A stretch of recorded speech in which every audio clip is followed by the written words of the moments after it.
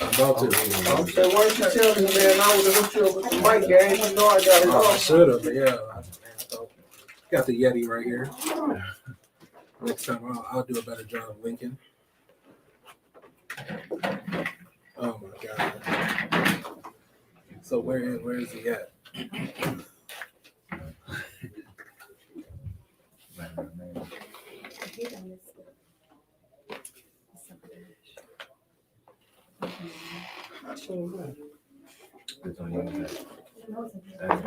Oh, you went there? Yo, welcome to the Great Conversation Podcast, where we indulge in healthy dialogue about topics that are important in today's society and culture. We are in for a treat today. Guys, if you're watching this live right now, go ahead and share this live for me. And we want to encourage you to also join the conversation by go ahead and putting your questions in the comment section below, or you can personally inbox them to us as well. Okay. Just want to introduce our panel. How y'all doing? How's the panel? How's the panel doing? Awesome. All right. All right. Got a great panel here. Get to it. Got some other ones coming up. We just want to say thank you to all of our listeners here at the Great Conversation Podcast, man. We just made 2 years old. So we've been out here. Thanks, man. We take gift cards, everything. All right. So we just really so happy to be serving our community for the last 2 years.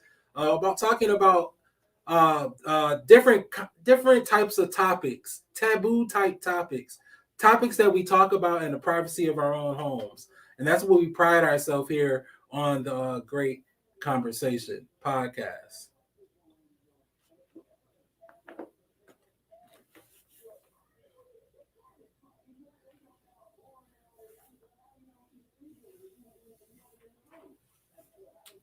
All right. Let's get to it. Let me introduce our panel. Today, guys, we're going to be talking about the challenges of Black unity here in the 815, here in Rockford, Illinois. But let's not mistake that the things that we're talking about that are happening here in Rockford in the 815 is just a microcosm of what's happening around the United States of America. I have managing partner of the 815 Capital and president of the Wabango. Say it for me, brother. Wabango. Let me get it right. The Wabango Leadership Council. I have Joshua Peterson. Thank you for joining the conversation today. Absolutely. Thanks for having me. Man, no problem. Been trying to get you on for a while now. We always crossing paths. I'm happy to have you here. I have founder of Conscious Coaching and board member of Jackson Charter School, CEO of Urban Intellectual 815, Tony Turner. Thank you for joining the conversation today. Thank you for having me. Thank you for being here. We also have CEO of Catered Memories Picnics. We have Tantasia Williams. Thank you so much for joining the conversation today. Thanks for having me. Yeah, I got it.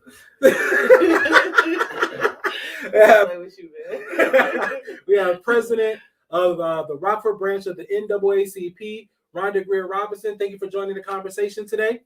Thank you. I'm happy to be here. So happy having you back. Let me say that. Thank you for coming back to the Great Conversation Podcast.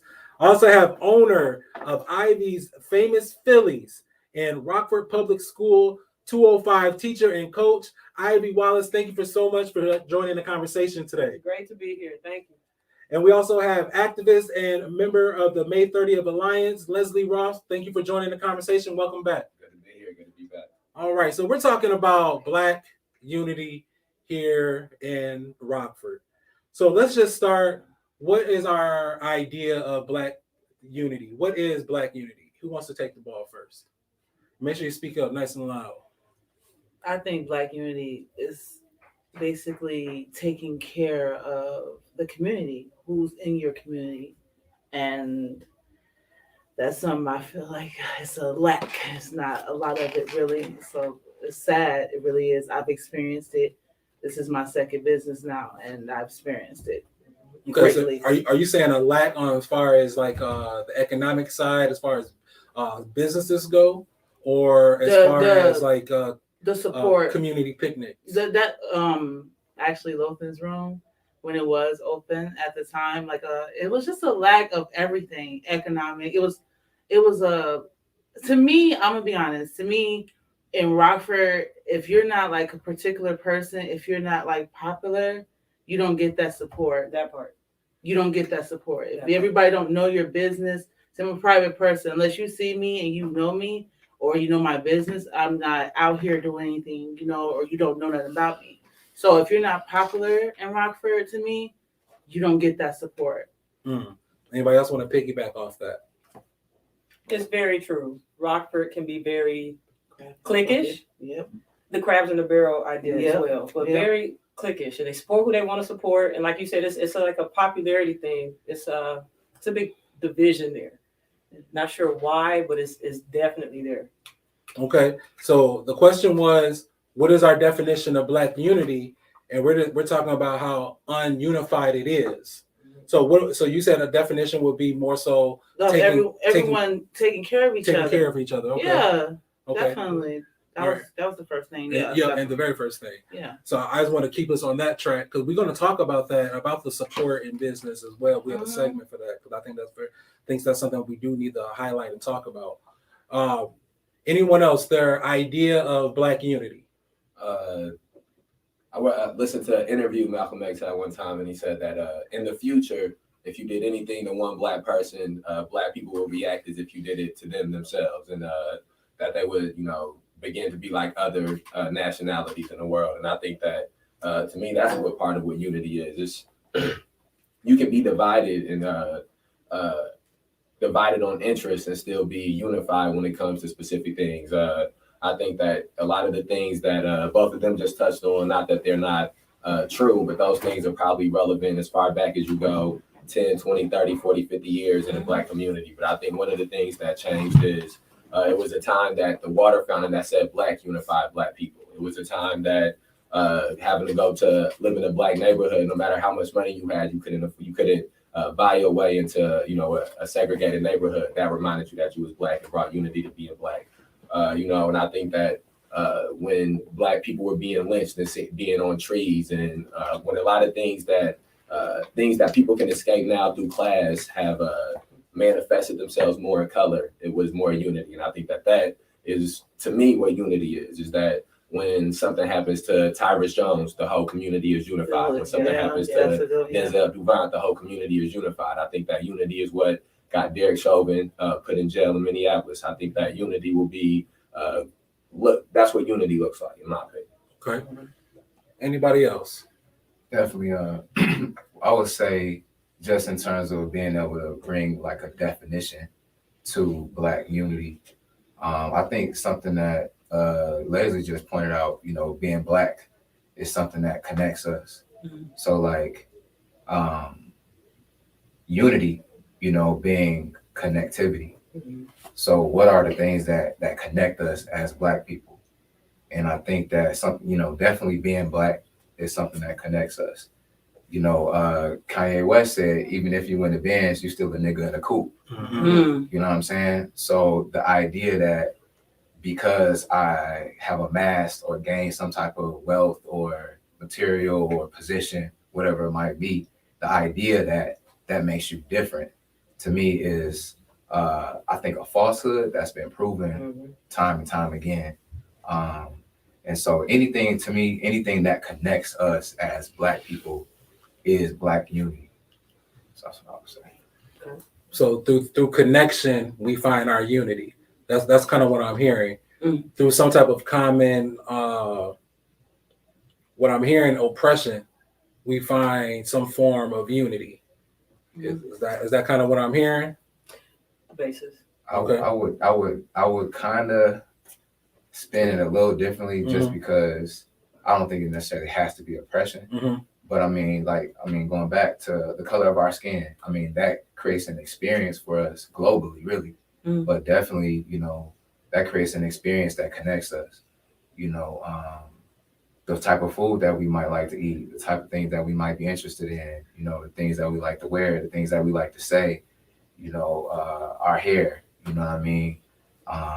Even going, some of the stereotypical things, Black people love to wear all white, but then you go to West Africa and, you go to certain events, weddings and such, they wearing all white. So, I think the things that connect us, to as Black people, with not just oppression, but there's also other things, outside of oppression that we share, just by the sheer fact that we Black. So common connection is how we unify. Is an avenue for unification.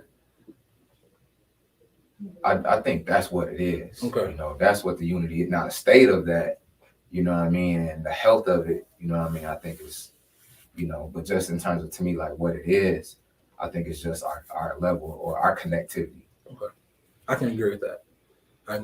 Tony, you want to jump in? Ron? I'm just listening right now, Okay. taking in what everybody is saying. Yeah, I have to just react to what Leslie said in reference to reaction. It's about how we react to each other. At the end of the day, we might have a lot in common, but if we go all the way back to the 1955 until now, how can we say that we react to each other? Have we improved or have we decreased? So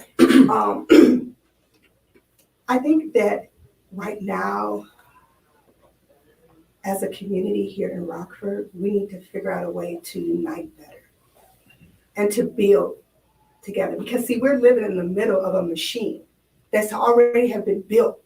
And after their fathers have gone on, their sons, their daughters take over.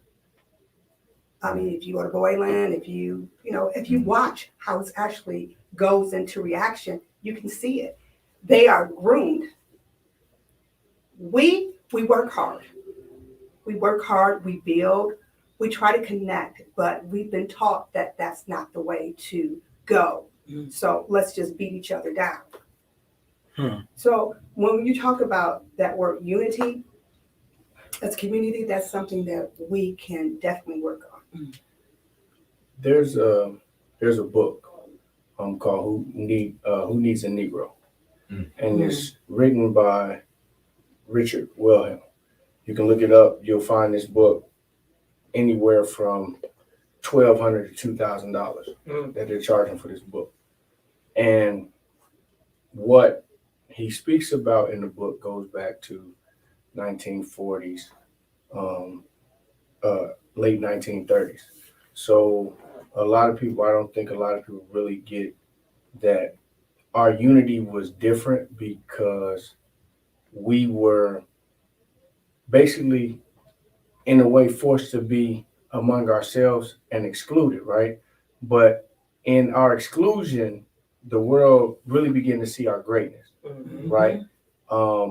Sometimes it irritates me when people, we talk about Oklahoma, not that Black Wall Street, not saying that Oklahoma wasn't great, but we got to understand those Red Summers started as early as 1916, right? Where you had cities that had affluent Black people, because within those neighborhoods, the doctor stayed across the street, the electrician was next door, the mechanic was down the street. We were all amongst each other, and you didn't have to tell people to do certain things or be a certain way because they had an example in front of them, right? So in this book, Who Needs a Negro, what they talked about was how they begin to separate all of the cities. So if you look at in major cities like Chicago, St. Louis, Philadelphia, New York, where there were a lot of Black people together, they put highways in between them, or they would create industrial parks to separate them, right? So they had separation. So what I'm saying is our unity was different was because we were all we had in them point at them times, right?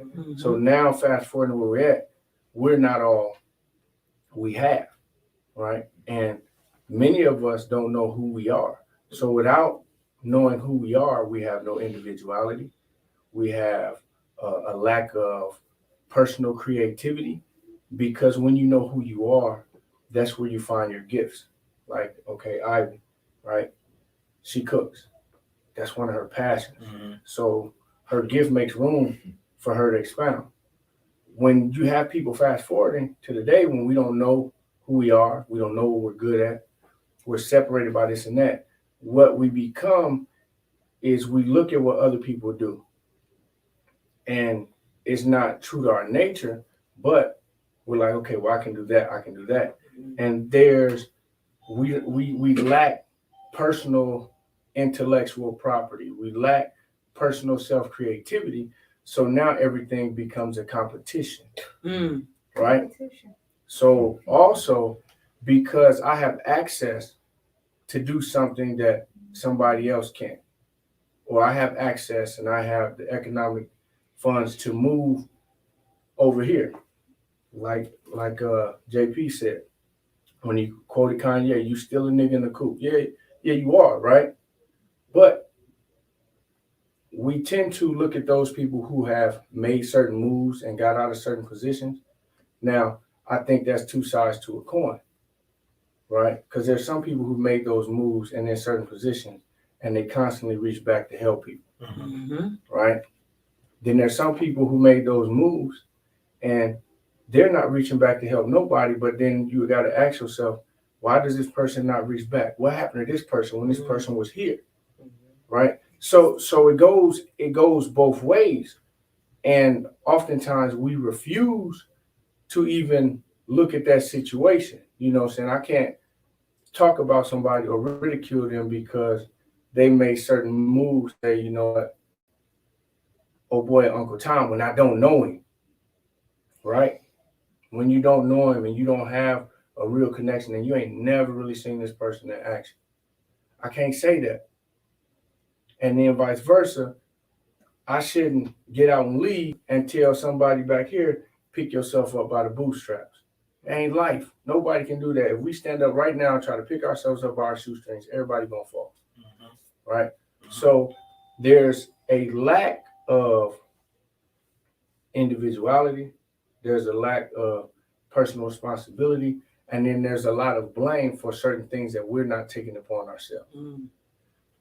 At what point do we say do we switch the word blame for accountability? Like at what point? Because I think sometimes I think when people think of a Black unity, they swap out U words and they look at utopia. You know what I'm saying? Like everyone getting along, everybody doing this, X, Y, and Z. There's no criticism. This is that and the other. And I think that's the wrong approach. I think that's the wrong approach. And I think it does have to come from, I like what Tony said when he said that you have to look at what happened to this person when they were here. You know what I'm saying? Because everyone reacts to things differently.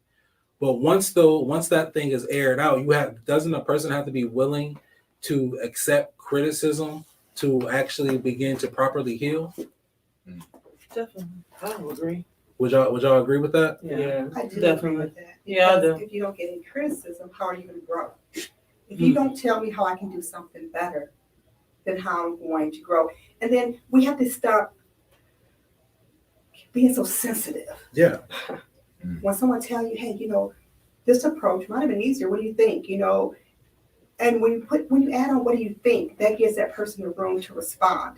But if you just tell them, then they're like, oh no, I can do it this way, or I did it the right way, and then you get into what is called an argument. And then I don't like you anymore because you said this, and you didn't agree with my thoughts or my way of thinking. Are you referring to like you got a Black business, but it's a Black business? Like it's not a business like your food nasty, you know what I'm saying? Or your customer service is bad, or you be late, or you know what I'm You saying? never open. So is it constructive criticism or is it a complaint? Yeah, like I mean, in terms of accountability, you know what I'm saying? Like we falls in that way. like we can, It's like say that Black business owner is like, well, you know, Black people, they don't want to support my business. Right. You know what I'm saying? But you just all of the above is there. That person is not taking the criticism because it didn't start off with don't go there, they ain't never open. It started out with what days are y'all open? Because I showed up on a Tuesday and you wasn't open. But You know the what I'm saying? question also becomes is you still go to the McDonald's that do the same thing? You go to the Burger King that do the same thing. Or the Walmart that Exactly, constantly, you know, so that's the difference. You know, that's a whole nother thing, because we Exactly. do hold black businesses to a whole nother standard. You Yes. go to the Walmart where you got to be in line for an hour long. So that's Very much so. I agree with that. But statement. I think as entrepreneurs, I think around, you know, I think everybody here, I think, you know, there's also, you know, like that from an accountability standpoint, you know, you have to have a quality, you know what I'm saying? You have to be, most black entrepreneurs I know don't operate their business full time, but they compete in a space with people that do. Mm-hmm. So it becomes challenging, you know, especially when culturally, you know, people are used to a certain standard and you trying to keep up and compete, you know what I'm saying? But you don't have the same resources. But I think other communities give that grace and that space. You know, there's a higher acumen to understand, like when a business first starts, it's not going to be running full speed. You know, people learning, it's going to take a couple months. It might take a year for them to really get the flow and figure out the sauce and figure out hours, and people be quitting and people be like, that's not just a black thing, but other communities, you know, have more resources. So they're able to, and some of that resource is just acumen, like a consciousness, like a collective consciousness around what it takes to start a business. And, you know, oh, you just starting your business, here goes some, you know what I mean? Like I'm a realtor. So I have people who came through the real estate license class with me. We graduated at the same time, but they walked into a $300,000, you know, sale or, you know, purchase, you know, where I walked into scrapping and fighting and clawing for 30,000, you know. And it's not that they are better than me or anything like that. It's just that they're more resourced. They have a network of people who are buying and selling $300,000 houses, you know, or they have a network of people who are buying $100,000, you know, cars or, you know, luxury items or whatever it might be. So I just think that's a big thing when we compete in the same space, but we don't have the same resources. So are we saying Rockford lacks resources? Oh, they definitely do. You think? Well, you know what? To me, I can say, To me. would say we don't have as many resources as other cultures, but I wouldn't say we necessarily lack resources. And the reason I'm saying this is this, because I spoke with, you know what I'm saying, some Asians who own a hair store here in town. And I asked them, I'm like, you know what I'm saying, so how do y'all operate? Just asking them on the thing. And his response was, their way of competing is not competing, right? So what we do as a people, you have your Phillies, right? If you post up here today and you're doing your Phillies right here on East State and you make $1,000 because everybody's stopping on East State to get her Phillies. We're going to have another black person next week across the street selling Phillies. Right. And then when Ivy has a problem with that, like, come on, I put this together. I started doing this. We're going to say as a whole, as a people, it's enough money out here for everybody. Shouldn't be that way. As a culture, we don't stand up when other people intellectually jack somebody is building for themselves. We don't stand up. Now, what should be done right is the person see Ivy doing that, say, hey, I make a good Philly too. You know what I'm saying? Let me holler at you. How did you do this? Okay, this is what I'm doing. I know right now a high traffic area is over here on this side of town. We're going to come together. I'm going to work this side. You're going to work that side, and we're going to work together. We're not doing that. That person wants to come where she at. I want the same amount of money she getting. I want everybody to rate and review my stuff just like hers. So we create competition with our own people instead of going about it the right way. Do you think we do that intentionally, or do we think it's just a system? Some of both. Yeah. Some of both. The system is what the system is, right? The system has been around forever, right? But what we got to understand, and like we talked about, being honest with our people and being like, come on, now, you know that's not right.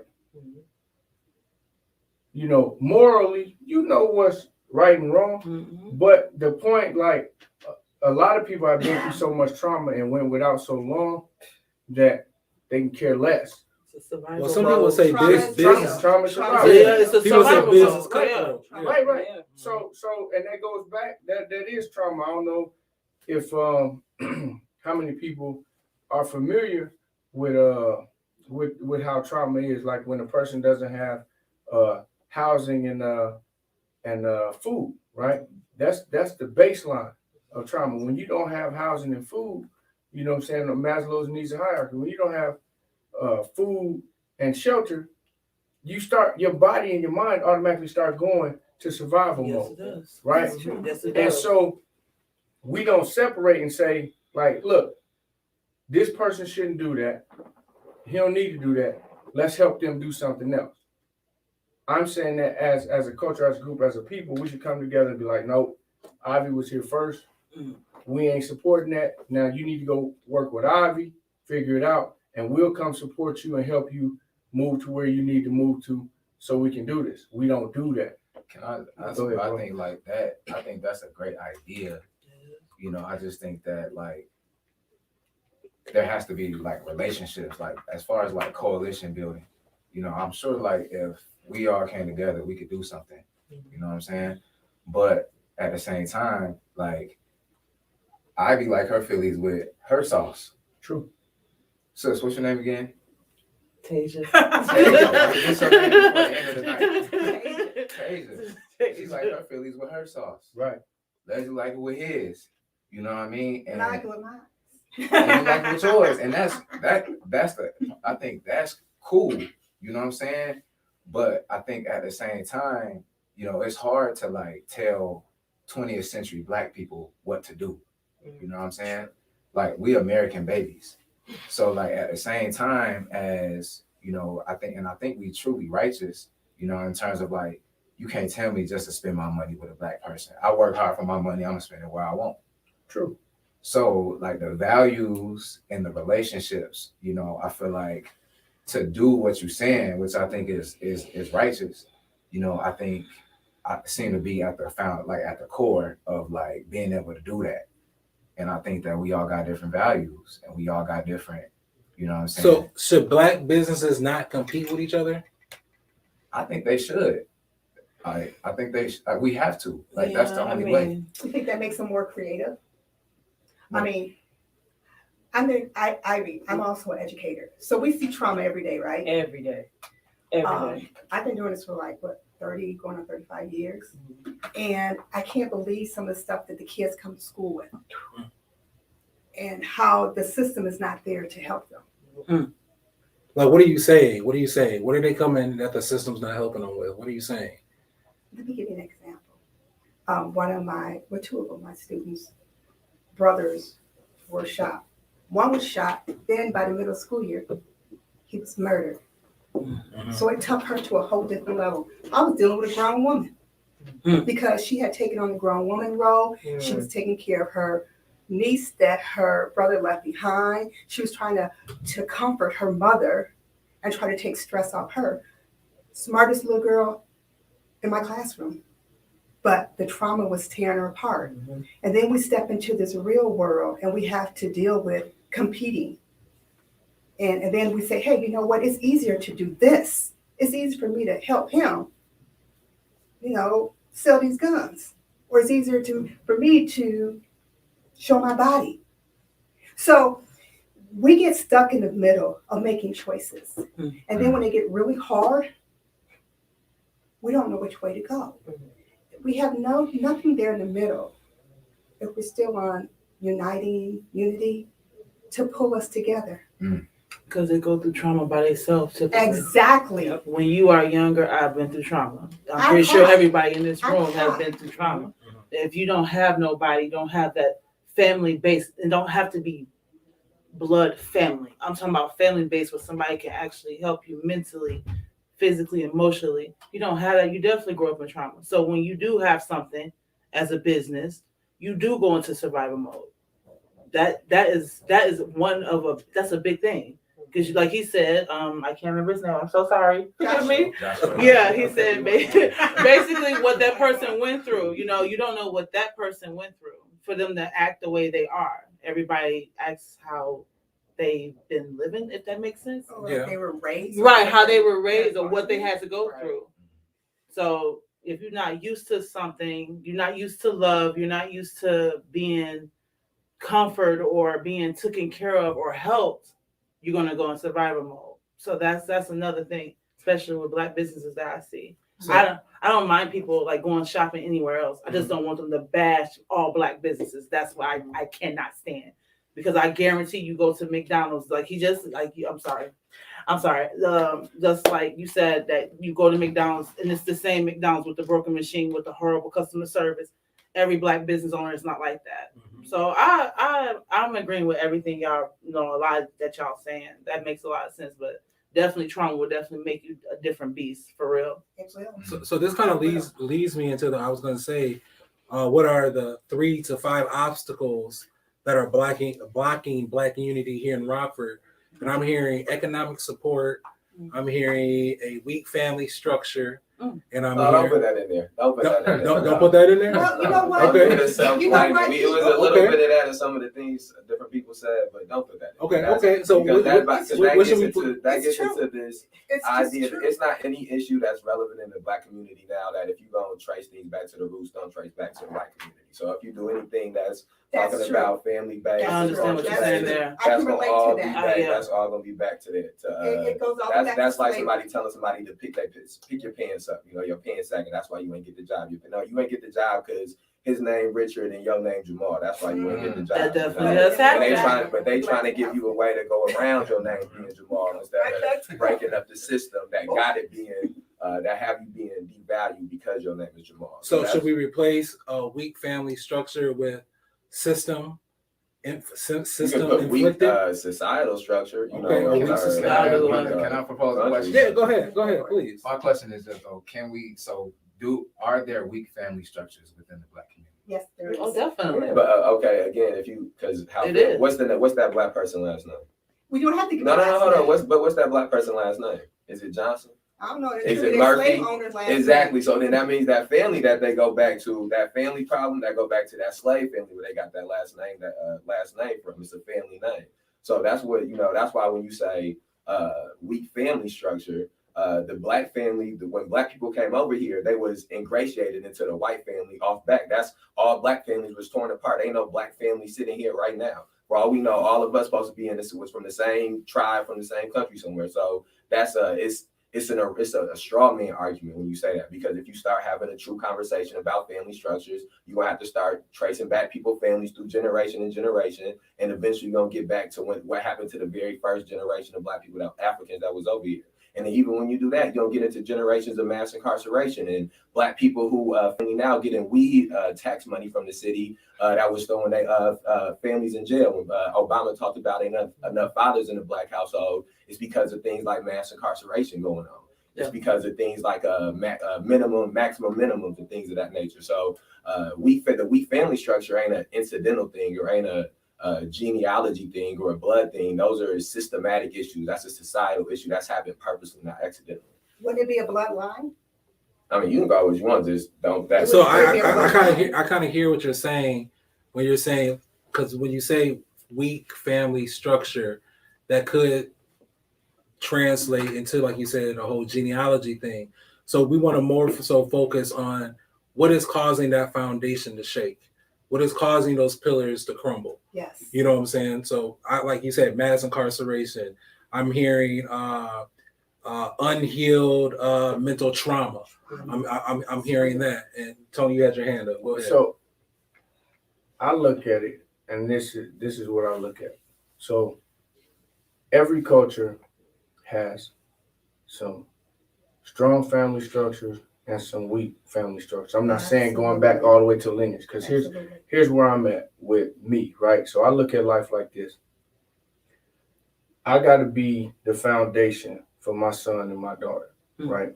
So what I teach my son and my daughter changes how they come up structurally, right?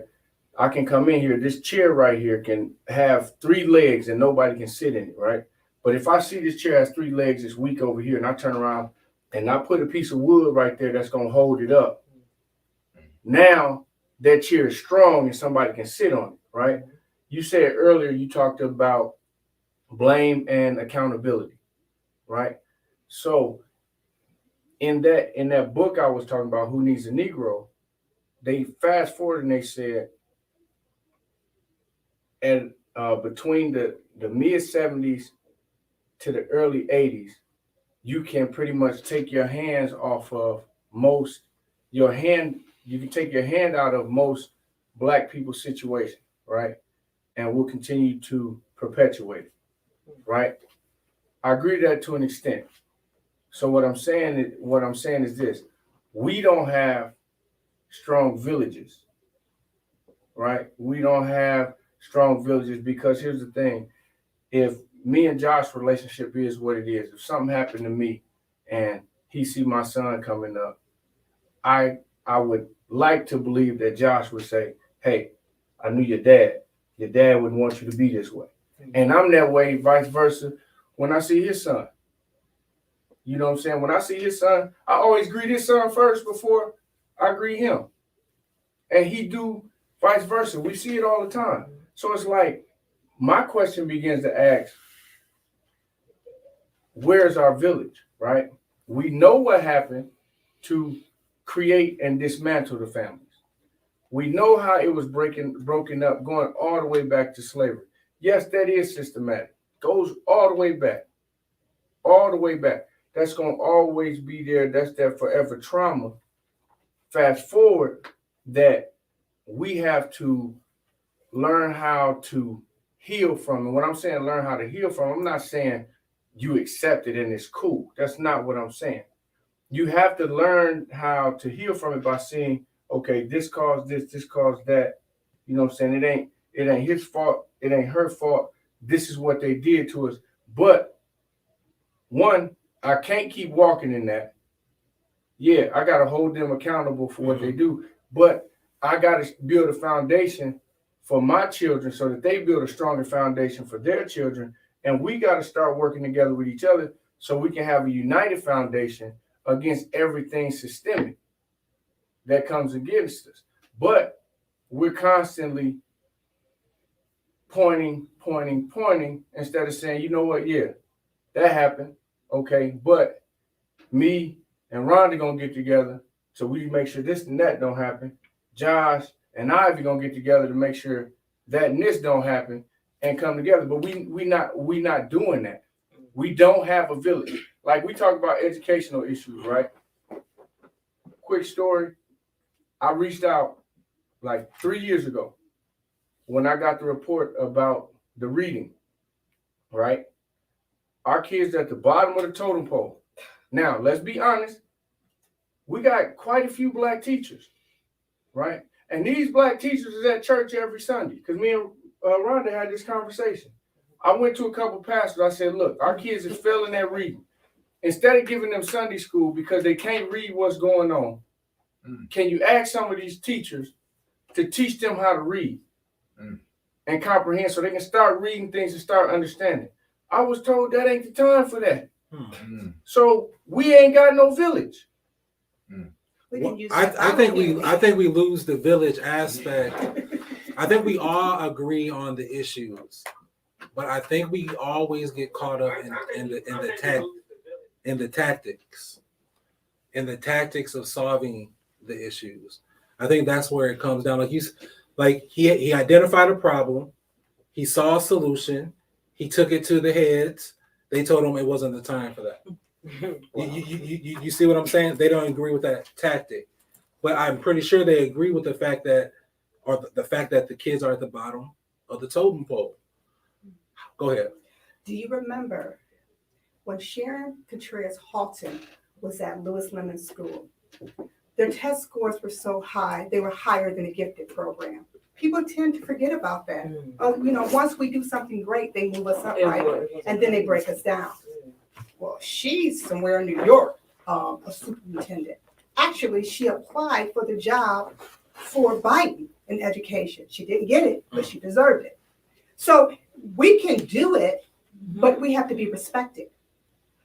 I can bring my kids' test scores up in reading 3 levels, but once they get beat down by the next teacher, when they hit middle school or high school, The continuation.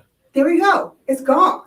So as Black teachers, we can do all the building that we can, but we need the community. Like Tony said, the churches, we need all that support. Call us in. We don't get paid that much money anyways. We work for free. Sounds like we need to be building up the children. Yeah. One of our listeners is saying that don't happen. Y'all too busy judging folks and the village. My village is better than your village, and the kids see this and it affects them. I don't do that. I will say this. Because we're about having open dialogue here, okay? Yes. So I have had conversations with heads of children-based organizations, trying to get them all to sit down at a table to work together on a quarterly basis. Epic fail. It will. Epic fail. It's hard to get the heads. It's hard to get the so-called leaders of organizations to sit down at a table to actually agree on things because we get caught up in the tactics opposed to the results. Everyone wants to be right. Everyone wants to be right. Correct. And everyone can't be right. So when we're trying to build, we have to build together and say, hey, I like your idea. Let's put this in. But it doesn't happen that way because somebody wants to shine. Are you And sure? everybody can't shine. Are you sure it's tactics or is it fear, right? Because what I tend to see is a lot of our people that are in leadership position, they lack the education to hang on to that role, okay? Because time has evolved, but they haven't evolved, right?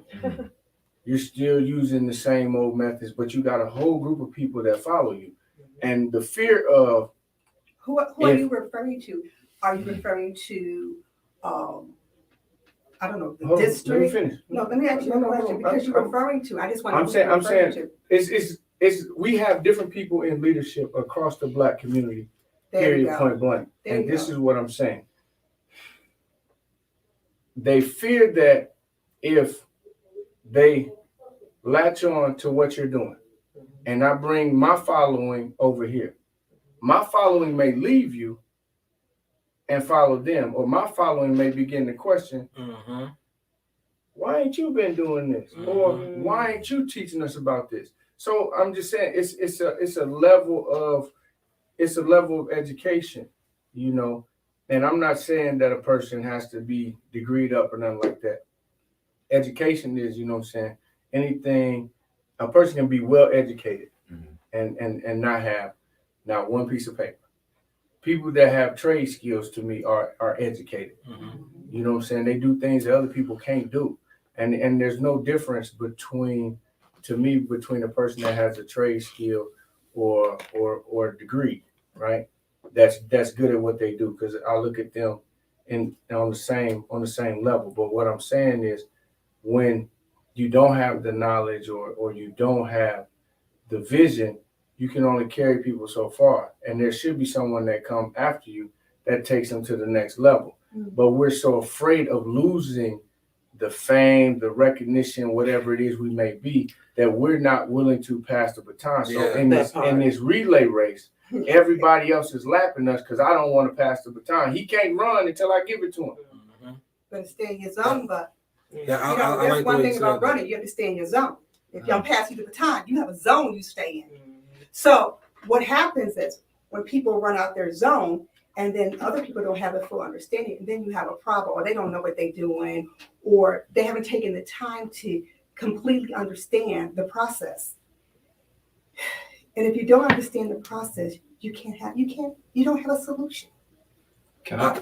Oh, sorry. Go, no, please. I was just gonna kind of swing back, if I could, something Brother Ross said about self-blaming. I thought that was a key term that he threw out there, and because a lot of and going back to what you said about accountability, and I think that that's sometimes, you know, kind of like the spectrum, like either accountability or self-blame, and I guess I'm curious, since Brother Ross said it, I'm kind of proposing a question to him. What's the relationship? Like, can there be one without the other? Like, can there be accountability and self-blame? Like, how do those two relate to one another? And I just want to preface it by saying too, like, to me, I think that there's a power in saying, like, I have the ability to impact my situation or my existence. Like, I have the power, I can do it. You know what I mean? And to me, I don't know if that's more on the accountability side, I guess, because if you say you have the what you need and you can do it, if you're not doing it, then there's, you have to look at yourself and somewhere in the grand scheme of that. You know what I mean? Not saying it's all your fault and there aren't systematic things, but I think, like, from a power position, like an agency, like, we have a responsibility, you know what I mean, to live the life that we want, to reach our full potential, and you have what you need. You can do it. I think it seems to me, and that's what I'm asking, from a self-blaming, if us holding ourselves accountable, is that also us? You're trying to see where they meet at, yeah. I think or that if they overlap. I think that the problem is, when I think that this can happen in the midst of having a conversation, is that you got to be working. I think that you got to work with the same definitions more often, and you sort of have to take the time to break down the definitions and what each person believes is accountability or blame. And so I would start off, my first response to that would be, do you believe Black people in this nation deserve reparations? And then if you do believe Black people in this nation deserve reparations, what is the amount of reparations that you believe they deserve? And then if you believe they deserve reparations and you have a certain amount that you believe they deserve, then doesn't that mean inherently that they are being held back from what their full potential can be? And then also on the side of that, I would say, I went to a classroom where 30 people in a classroom before, and they talked about statistically, 6 of you will end up in prison, 4 of you will end up dead, and however many of you will graduate. Now, does that mean that we don't all have the free will to not do certain things and to not have certain things happen? Yeah, we do all have the free will for that to happen. But it has been proven with time and time again that statistically, people who look like us and who were in the situation that we were in, the society and the nation was set up in a manner for a certain amount of them to go to prison, a certain amount of them to end up dead, and a certain amount of them to not graduate. And so if that is set up that way, and if it has bear fruit time and time again, the same thing happens. How much do you really determine that situation that you were in? And so what I would say is that accountability first has to be dealt out to the oppressor. Accountability first has to be dealt out to the exploiter. Accountability first has to be dealt out to the person who did the victimizing. Nobody would tell a person who was raped, what you need to do first, get over that trauma. Figure out how to pull yourself up, how to get straight. Once you get good and you get straight, then we gonna figure out how to deal with this person who raped you. No, what you're gonna do is say, we gonna get this person, we gonna see what this person having to be accountable for some of the things that they did. Let's see what that do for you.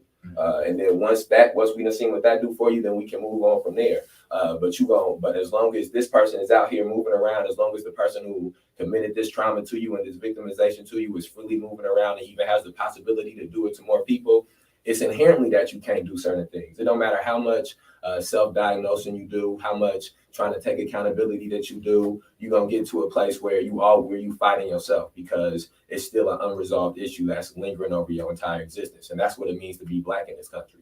I remember what it was like to be a young Black man and see Emmett Till for the first time. I remember what it was like to be a young Black man, finna be a young father, see a video of Trayvon Martin and or see pictures and documentaries of Trayvon Martin and my son being in his mother's womb, and it'd be the first time I thought about it happening to my son. It don't matter. And I remember my mother telling me, you don't put your hood down, make sure your pants is up, don't leave at certain times and this times. And I was from a generation in which I knew that wasn't right. It's not upon me to try to make sure I get around racism. It's not upon me to try to make sure I wiggle and stick and move around racism. It's upon me and it's upon generations, for the generation that exists now, to destroy that system. And the only way to destroy that system is to properly diagnose and hold accountable the people who not only created the system, but continuously benefit off of that system. And part of the reason for some of the economic issues and financial issues y'all speaking about in business is because white people don't want y'all to have business. It's because white people don't want those things to succeed. It's because there's a status quo for Black success. And as long as Black people do not fight the system that produce that status quo, you're gonna always be sitting here talking about, well, it's because of this, or it's because of that, or it's because of this, or it's because of that. No, it's because of the mayor of your city. No, it's because of the alderman of your city. No, it's because of the culture and the society and the mindset that exists in the city when people are lethargic about these issues, when people are sitting back and having conversations in private and not having conversations in public, when people are sitting back and having group chat messages in private and not having Zoom calls or things like that in public. When people are trying to find which ways that them and their children and their grandchildren can be good, and not worrying about how the collective can be good, and not worrying about not about how you can be furthering at this time, or how you can be better at this time, or how you can make sure that you don't got to be living in poverty, but making sure that generations that come after you don't inherit the same system that you got. And this is not to try to convolute issues, but over in Afghanistan right now, they just went and this is not me agreeing or disagreeing with any of the politics, but over there, they waited 20 years out for them white people to leave their land. They waited 20 years out for America to leave their land with the mindset that just struggling in itself was worthy, that it was no martyrdom, that it was no such thing as somebody dying for a false cause as long as they continue to struggle. And that was a mindset that different cultures within America have had at different times, and because of things like classism, and because of things like trying to build generational wealth and accumulate generational wealth, that those things have been forgotten. They've wiped out that type of mentality and that type of struggle within the Black community, within other communities. And until that type of mentality is returned, until that type of struggle is returned, until that type of resistance to the system is returned, until that type of dedication to destroy the system, not to try to figure out a way to exist within it and to progress within it returns, this conversation will continue to happen, and it will never be no solutions for it, because it's set up for it to be like this. This is not a coincidence. This is not happenstance. All of these things are purposefully done, and Black people are in a specific place in America where when Black people begin to struggle wholly and fully for human issues, not about no money, not about no businesses, about human issues, because everybody just sat up here and agree that it don't matter how much money you have if you're still Black in America, and these things can still manifest. So until it's a struggle to alter the society, until it's a struggle to alter the mentality in which these things exist, this will continue to happen, and it'll never be any type of way to prosper in this country and prosper in this system. Can I ask you a question? Yeah. Do you feel this falls under race reaction and implicit bias? Well, I don't think that is. I think it falls under white supremacy and white nationalism. So I think race is. I think that those are pretty words that liberals use. You know, they always have buzzwords. I think that's the problem when you use those words. Bias, when you're talking about, hey, just because you're Black and you sit in my seat, I can't sit in it anymore. It's just because. It's so many different examples that you can use for implicit bias. But the word implicit bias is dangerous to use because it does not address truth. The truth is white supremacy. It's white nationalism. Implicit bias is like social justice. Like it's one of these things that people use so that way they don't have to address. Is it something we can work on? But that's not that word help us work on something? What about racial? It's white supremacy. It's white nationalism. Race reaction. It's just race reaction. It's not race. It's white supremacy and white nationalism.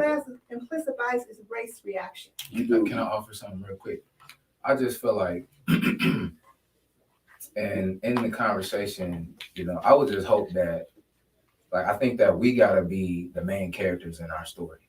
Absolutely. Like if we writing a Black story, Black people gotta be the main character. And I agree. I agree that racism is real, white supremacy is real. You can't argue that. Then you can't be the main character in your story then. But you can be the start of your story. Because you just said if you agree that white supremacy is real and white nationalism, that's why we're using the word racist. No. White nationalism and white supremacy is not a buzzword. That is exactly what it is. They're When you just use words. race, it convolutes the issue. Words do have power now. So Yeah, you can't just implicit say bias, it's just words. racism, Words mean relations. something. All those words have definitions. Are they in the dictionary? Of course they are. Do we use them? Yes. Do we use what else do we use? We use ebonics, don't we? That's the word they say. That has nothing, that's no the correlation to how what we're black talking people we about. talk. But you're saying the words are not real. And No, they I'm not are. saying that. That's actually the exact opposite of what I'm saying. I'm Okay, saying that then words are implicit so bias is real. real. I'm saying that words are so real that when you misdiagnose something, what you're doing is somebody has leukemia and you just saying they got cancer. Somebody got sickle cell, and you saying that You diagnose specifically what they have. That it's white supremacy, it's white illness, nationalism. just like mental illness. We say, "Oh, that's just how he is." I wouldn't say that. The real issue. I would say that that's the same thing as saying it's implicit bias. No, it's not, because mental That's my illness has exact to be point. addressed. That's my Mental exact illness point. has It caused. sounds like y'all saying the same thing, but you're not agreeing on the implicit bias part.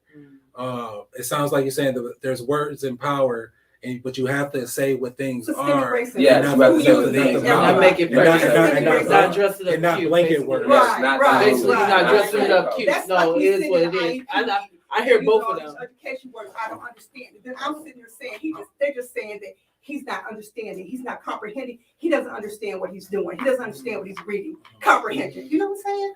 So it's those words are used all the time, and we use them in society. I don't know why we use them. I don't know if it makes us sound smarter or makes us look bigger. I don't know what it does, but words exist. Yep. I want to kind of look at some of our viewers are saying here. Some of our viewers are saying time has evolved, but the black collective has not. Here's why. Blacks are trying to conforming into a structure, religion, etc. That was not designed for you. Blacks must create a structure from within themselves. Someone else says, it sounds like a lot of y'all are trying to integrate and not unify. You want to have the things white folks have and help each other play their game. We will never win playing their games because every time we start doing better, they change the rules. So how are we unifying to get ourselves to a place where we're dismantling these oppressive systems who don't give us all the same fair opportunities, instead of just trying to change ourselves to become more likable in hopes we can all get crumbs from their plates. Ain't enough crumbs for all of us. You gotta prove that. They got that right. I think though, like even the term like dismantle, like when you look at like since we talk about words like literary devices, like that's like alliteration. Like you're not physically taking something apart. Like we're talking about like breaking something down. Like to me, that's that's a concept. How do you practically, you know what I'm saying? And again, somebody used the word tactics, but how do you what are we talking about? To me, like that's going back to the conversation they was just having. Like we talk about dismantling something. What are we talking about? You know, and I think that there's some real thing that we have to deal with. You know what I mean? Like there's some real culture, the way that people experience the world. You know what I mean? Like something my brother always say. You know, like there's real experiences that we have. You know, there's real needs that we have. Like there's a real culture. Like Black people, you know what I'm saying? Like single-handedly support whole industries. You know what I mean? Hair care. You know what I mean? And several other ones. You know, retail. You know what I mean? Like heavily supported by. So I think that and you know, Virgil Abloh, you know what I'm saying? Like Kanye West selling out whole stadiums just for people to listen to his music. As he's still recording music. Like that's not Cardi B, like her. To me, that's not begging. You know what I'm saying? Like that is 100% begging. He was rocking around here begging Donald Trump Jr. for all types of stuff, wearing red. I'm not saying that. I'm talking about the stadium. Kanye West every dollar Kanye West make off of money, $100 a white man make off of it. Okay. What I'm saying is we are culture creators. You know what I'm saying? We're not just victims. We're not just like we can't do nothing because white people got us. Who own the culture you speaking about? Who own the culture? I feel what you're saying. And that's the thing that I think that the person listening was talking about, creating our own lanes. But you can't create so where one thing exists, another thing can't exist. So like the idea that we can just create our own black thing within this society without actually addressing what this society is and dismantling it and destroying it, it gets you into a place where we just in a cycle where you can't change anything. That's why when we point to people like Kanye West as an example, you know, and it's not to say that no, it is. Kanye West, no black child should be looking up to Kanye West. No black man should be telling his son to look up to Kanye West. Kanye West has betrayed the collective of black people multiple terms over. But what happens is because, again, this is a white value system, because it's a time where Kanye West couldn't even have had concerts in these places, couldn't have even been allowed to sell these records or have some of these. A white man would have rapped all his songs for him. But because now he can be bought into this system, the white man sees what type of benefit. No, not just benefit, but the way that people idolize these black men who do not understand the collective struggle of black people, who do not understand what it is that is happening in a regular basis in the black community because they are so far removed from it. Kanye West is trying to be a billionaire. Any black person who is connected to the struggles that black people came from and have went through in the society ain't praising nobody that's a billionaire. Can I say one thing? If a black person never shopped at Chiquita grocery store on the south side of Rockford again, would they stay open? Yeah. If a white person never shopped at Chiquita grocery store on the south side of Rockford, could they stay open? Yes, they will. To me, that's carving out your own lane. Yes, it is. The reason that it's like that, white people let that be like that. White people was the ones who, the reason that they got that grocery store in that area that used to be black is because of white people. Well, it's white people that all of these, again, that's what happens when you don't trace these things back to the root. And the problem is people get uncomfortable with doing that. But it ain't nothing that's happening in Rockford that ain't happening. It's a small, minute amount of things that's happening in Rockford that ain't happening at the behest of the white people in Rockford. And the problem is too many black people who have found a way to benefit from integrating into the system of white people in Rockford. And so when you say the reason that Chiquita can last like that is because the city has ordained it. The reason that black people don't have the success that you're talking about financially and economically in Rockford, again, it's not accidental. That's purposely. It's white supremacy. It's white nationalism. That's happened systematically in all types of cities around this nation where black people during industrialization were once more prosperous. I feel you. I just think we can't tell our kids, you ain't going to be able to do nothing. You're not going to be able to be successful because of white people. You should tell your kids. But I don't think that's what he's saying. I don't think that's what he's saying. Yeah. I don't think that's what he's saying. I think it's we a have blend. to tell the kids the truth because I, as a mother of a 31 and a 30 and a 22-year-old, I wish I would have told them more of the truth. Mm-hmm. I wish I would have told them this world will not agree on everything that you do. You are going to be looked at all the time because you're black. Even if you're wrong and it's another race, white, Latino, whatever, they're going to look at you and you're going to be wrong. And how can I fix that? I can't. Can I cover it up? Yeah, I can send them to Lutheran and to other schools and make them think that, hey, they all agree, you look just like us, but you're a little darker. You talk like us, you walk like us, you drink like us, let's use the same drugs. It can go on like that. But we have to just be honest, like I hope, Leslie, you're being honest with your child, your son, and Josh and Tony, that this world is not really made for us. We can make it good for ourselves, but we're going to hit some rough roads. Yeah. So I think to that, and I'll be quiet for a second, but like I feel like, speaking of culture and values, and going back to carving our own lane, like me and my brother was talking about this as well. Like some of the individuals I know in other ethnic communities, they look at property differently.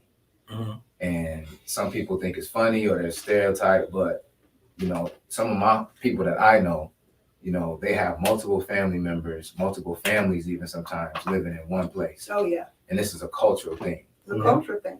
Versus, in America, it's all about individuality, like get mine, what I mean? And I think a connection to, so the culture is the thing that I think like connects. Yeah, it is. Other people. And they build each other up too. They do. They all live in the same house. Yes, and they build until each person gets a business. Exactly. I have seen them do it. Yes, they literally all of them in this one big house, and they help one person. Okay, you got that Push each business. other Now up. it's the other Now person's we turn. helping them. Yep. Whether they agree on anything or if they have the same interest, the thing is to get families, their culture to get up, and that's I So feel like that's what do something we think we blocks don't us from do. doing that? What And they blocks us? protect each other. The values, man. The values are different. Yeah. Values and trauma. It was a psychological study they did. They used some puppies, right? And in one room, all the puppies had their own bowl, put food in there every 3 to 4 hours. They all went and ate. They all got along. In the next room, same amount of puppies, we put 3 bowls down there, right? So now you got 12 puppies, 3 bowls, and it's enough in that one bowl for one puppy, right? So these puppies end up fighting amongst each other until, and it's trauma because I gotta eat or I'm gonna die, right? So until we get to the point where, we know which are the 3 dominant puppies, because they eating all the time. But then what happens with them 3 dominant puppies? They begin to fight over each other's bowl till we get down to 1 dominant puppy, 1 or 2. And even if those 2 puppies are full, they're still going to hoard those bowls because they remember when they didn't have it, right? So when we look at our people, so many of our people have grew up in situations where they didn't have nothing, right? And they didn't have the resources for somebody to say, look, I'm going to help you do X, Y, and Z. And what I'm talking about is we didn't have nobody that resembled us that can help us with these situations. Okay, we understand. Yes, there is a systemic structure that was put in place long before we were here. But goes back to understanding that, okay, now I didn't have this. I know what it was like when I didn't have it. Now I see somebody just like me that don't have it. Let me share what I have. Teach them how to get it, right? Yeah. So now I build this person up. This person help build the next person up. Because our conversation is about Black unity, right? Well, I think there has to be a culture. I mean, go ahead. You good, bro. But it's culture. It's culture. Yeah, and that's what I was going to. Like, do 2 black businesses have to compete? Any 2 businesses within the same industry are saying, like if you're making burgers and I'm making burgers, we competitors. Yeah. But the culture around eating burgers can grow. And maybe in 1 week it was 100 people eating burgers at your spot. I opened up a new spot because, capitalism and choice and competition, the customer always wins. Maybe everybody don't like your burgers. Maybe only 100 people like your burgers, but it's 300 people that like burgers, but only 100 of them like yours. Yeah. You know what I'm saying? 100 of them, I opened up 100 of them like mine. That was 200 people eating burgers. The market for burgers can increase. So now maybe you switch your sauce up or you get a new, now the 100 that like mine, they gonna mess with yours. Burger King and McDonald's, you know what I'm saying? Like they compete, but at the same time, one day you might get Burger King. One day you might hit, you know what I'm saying? I don't know, 15th and Chris because you want some gourmet. But would you buy a burger from Subway? but see, so here's my point, and I get you. We can no, hold on. We can compete. We can, you know what I'm saying? Iron sharpens iron, right? So if how you present and what you do makes me step my game up and present better, that's great, and I'm for that, and I appreciate that. Like, you know what I'm saying? If we look at stylists, I even look at it, you know what I'm saying? With my wife's salon, you know what I'm saying? Conscious Kinks, that's a shameless plug. I'm put it out there anyway. You know what I'm saying? The coldest in town. But here's the thing: many people have come up from under her, and her iron has sharpened their iron. Now they go and they do their own thing, and they're doing great, right? And there's no animosity and there's no beef behind it. But what I'm saying is, Subway is not finna advertise a Big Mac. right? So when we talking about unity, that goes back to what I said, knowing what you're good at and knowing what your skill set is. I'm not a mechanic, so I ain't finna turn around and get everything that the mechanic shop across the street got from me and get the newest computer and tell people I'm a mechanic. That's what I'm talking. Like, it's a difference between competitive, you know what I'm saying, constructive competition, healthy competition that's gonna build me and it's gonna build her, and we're gonna build off of each other to do what we do. Then the takeover competition. I need that. I got more, and this is where we come into. I got more people that follow me. If I do that, I'll get this, and I'll get that. So I think the competition, the constructive criticism, the building of each other is great because iron sharpens iron. But as a culture, as a group of people, once again, which we do not do. Like, we can all sit here and say, I know somebody that has literally copied something somebody else has done to the T. And we ain't going to say nothing about it as a community. We're going to say the world is big enough for everybody, right? The difference is with other cultures is I've seen them going back to the Asian hair store or whatever. They don't even allow them to get stores within. You tell me, when have you seen an Asian hair store across the street from another Asian hair store? Never. But also, so because they gonna come together as a community and they gonna be like, we're not fooling with you, you bogus. That's the relationship piece and the culture piece. Relationship and respect. You're right. There you go. So when I used to sell tobacco, and most of the stores that I went to, the owners was like of Middle Eastern or Asian descent. You know what I mean? And a lot of them. So like, if you got a store, you order 100 cigarettes, 100 cartons a week. You know what I'm saying? They might charge you, $25 each carton. But we all got tobacco stores, and instead of ordering your 100, we order 1,000 collectively. Instead of charging you $25, they charge you $15 because you ordered in bulk. You ordered 1,000. So you ordered 1,000 on your number or whatever, but you split it out amongst all of us. Now, whoever got them for 25 got to sell them for, $10 a pack. We can sell them for $5 and still eat because we got them for less. So, like economies of scale and like being able, but that come through the relationship and the culture. So I think we got to grow our relationships, and we got to grow. This is my first time meeting sis. And I can't wait. So Let me interject for a moment. So I'm looking at this question again. I'm kind of breaking it down because we have a lot of business-minded individuals on the panel. So would you say that you're being charged with wanting to integrate and not unify from a business standpoint? Can you address that? Would you say that you're guilty of that, or would you say that you're more so not guilty of that? It ain't no way to have no. It's the same. Go back to white supremacy and white nationalism. It ain't no way for them to not integrate into this society and into white nationalism and white supremacy, as long as they still exist in this culture and in this society. If they are trying to build something to figure out how to make it benefit in this society and what exists right now. That's the difference between trying to go around racism and go to the left and to the right and deciding that you're going to go through it and you're going to break it down.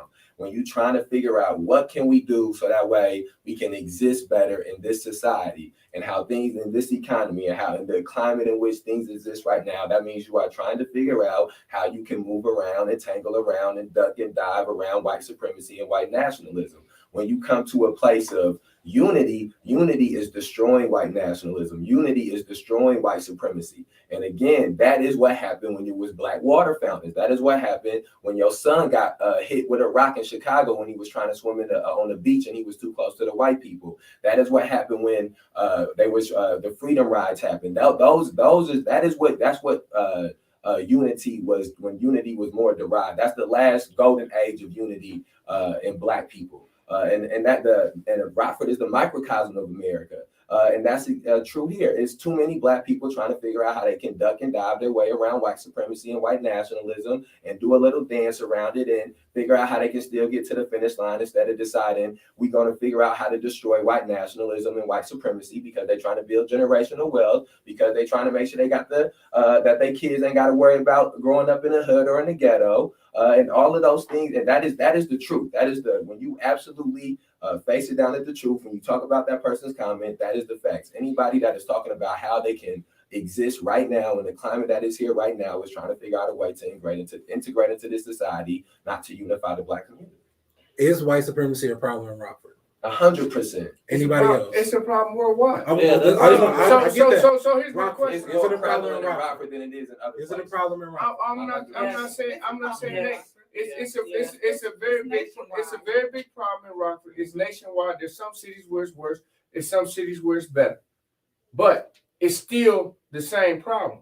So what? No matter where you move. If we're talking supremacy, white supremacy, right? And we're talking about black unity. All right. Now, regardless of how you look at it, say white supremacy is this house, right? You're gonna go through it or you're gonna go around it, but we want to tear it down, right? So what's the fastest way to tear it down? Some would say from the inside out. From every angle. Mhm. You need to come at it from every angle. Because if we being honest, if you work at Walmart, if you work at the hospital, if you work at the school, if you work in the jail, if you purchase anything from any store, if you wear any pair of shoes, Nike, Puma, Reebok, guess what's at the top of that list? So guess what? Everybody on this earth perpetuated. My question is, how fast are you perpetuating? Or how much are you holding your people back? Because at the same time, you're going to have to deal with it from every angle.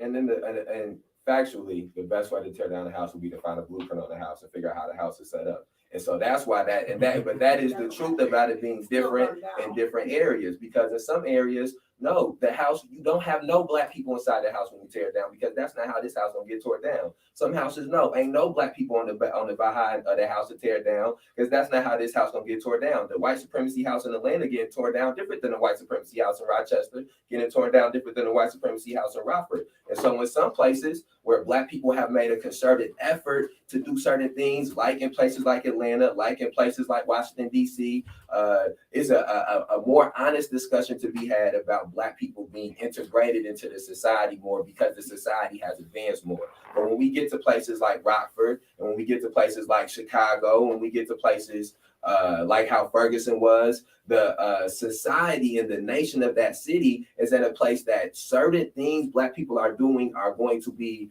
having adverse effects. And so that's why it depends on what the house is built like, you know. And then again, when we talk about everybody is perpetuating it, I 100% agree to that. But that man who working in jail ain't perpetuating it the same way as my man who work at Walmart. And my issue with my men that work at Walmart, not the same issue as my men that work at the jail. The same way that the person who is selling crack on the streets ain't perpetuating it the same way that somebody selling a cell phone. And again, it may not be for me.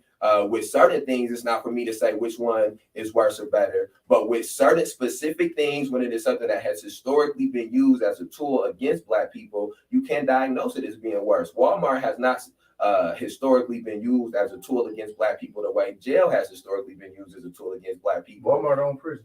But Walmart has not been used as a tool against black people in the same way that jails have been. Based off what you just said, Walmart don't even, if they own prisons, that means prisons trace back from before Walmart then, right?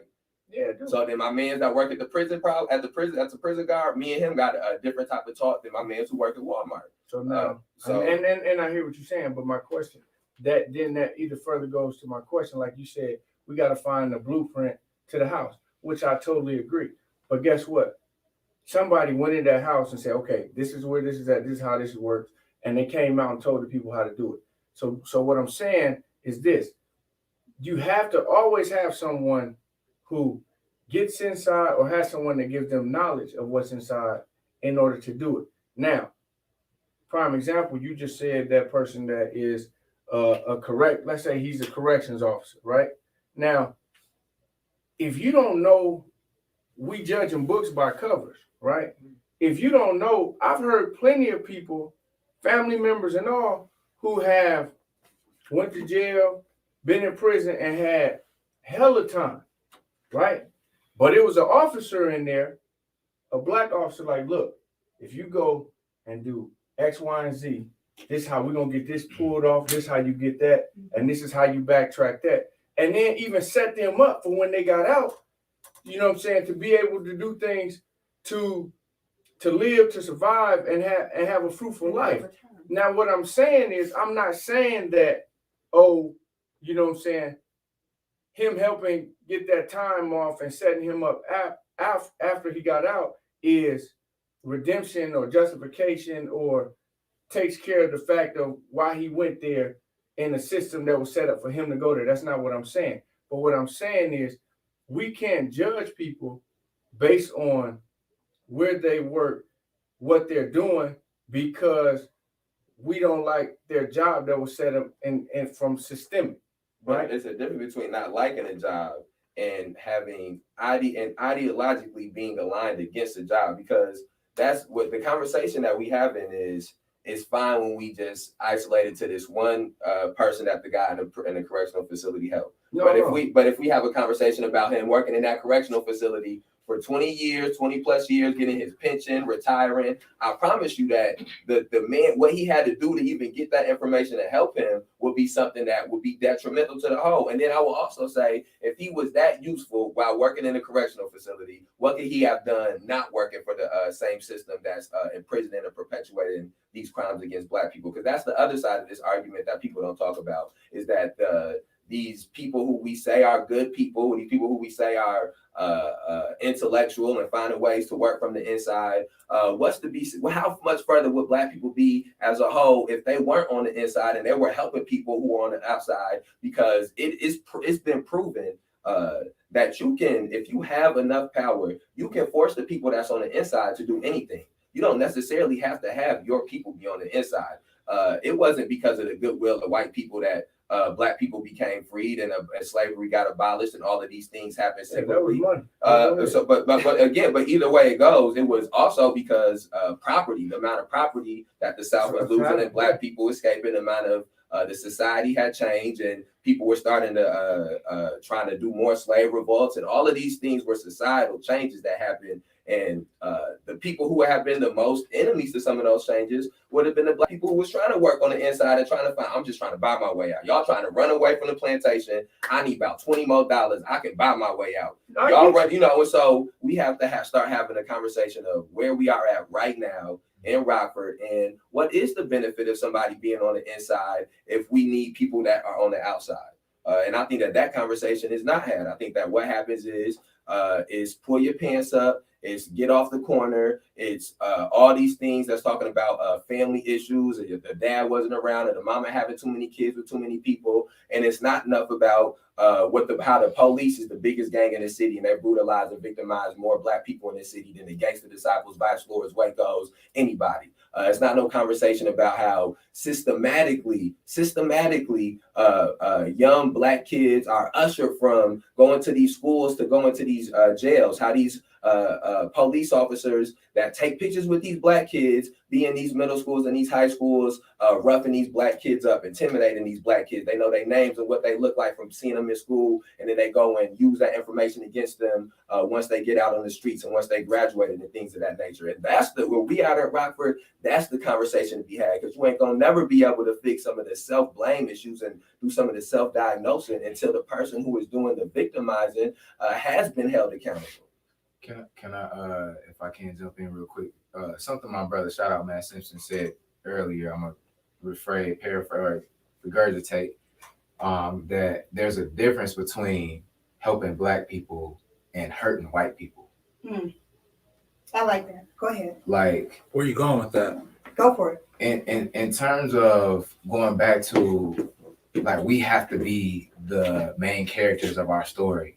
You know what I mean? And like the motive behind what we doing, you know what I mean? And like, if we trying to help Black people, and even going back to self-defeating or accountability, or there's some real stuff like and going back to the question about integration or unifying, like there's some real stuff. Like my son wake up hungry, I wake up hungry. You know what I mean? Like we gotta eat. So, and in order to eat in this society, in a capitalistic society, you have to have capital. Yes. Like, or I mean, even if you're growing something, you know what I'm saying? Like you got to maintain that. You know what I mean? Like you got to have some tools. You got to have clothes. You have to have capital to face the realities that you wake up to every day in this society. But what does that capital cost you? Yeah, that's the other part of the conversation, because and then that's when we get back to the same thing. Let me take you want to around destroy white supremacy? Because if you want to destroy white supremacy, these white folks gonna be hurt.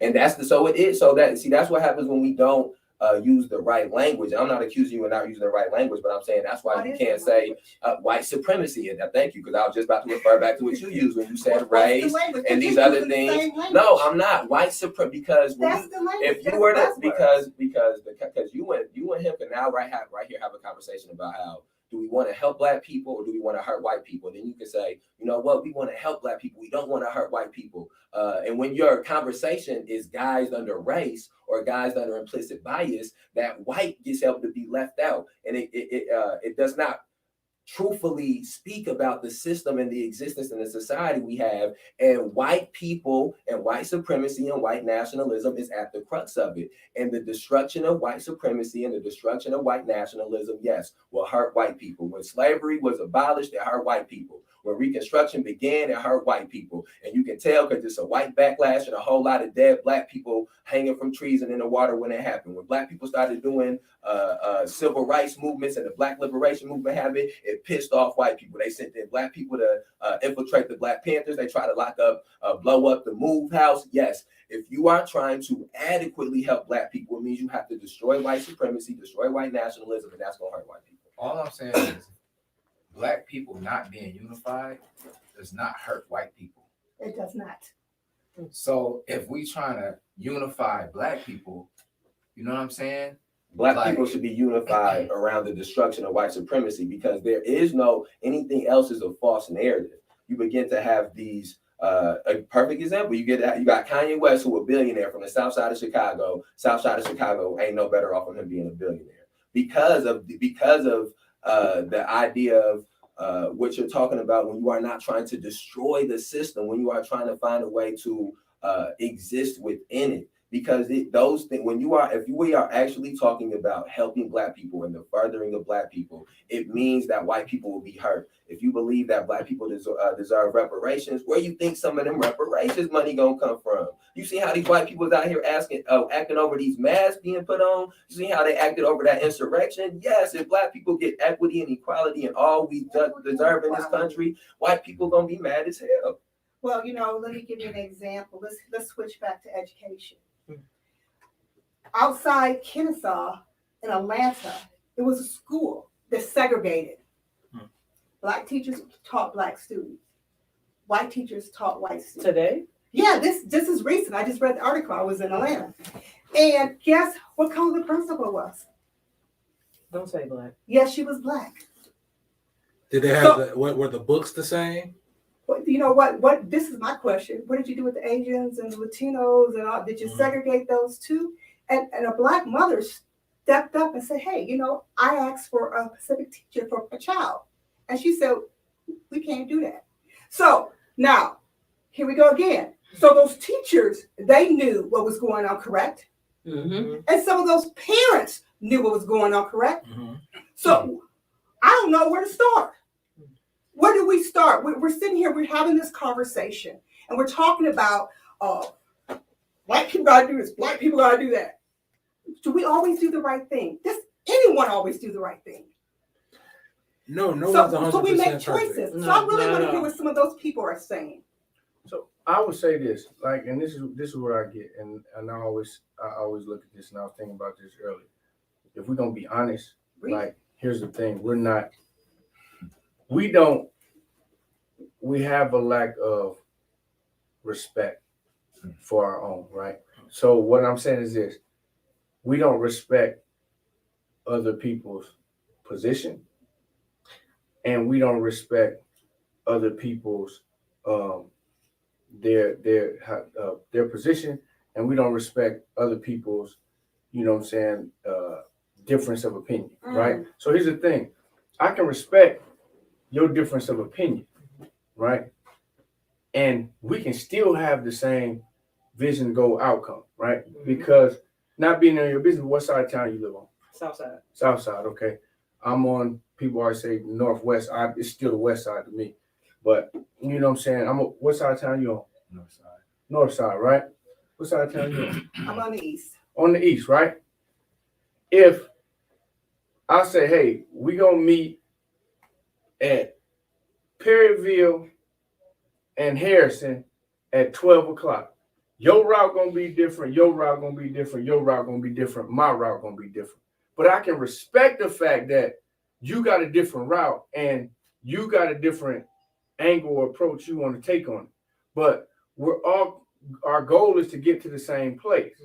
So if our goal is to get to the same place, if I trust in the fact that, you know what, Ivy, you're gonna be there on time. Josh, you're gonna be there on time. Ronnie, you're gonna be there on time.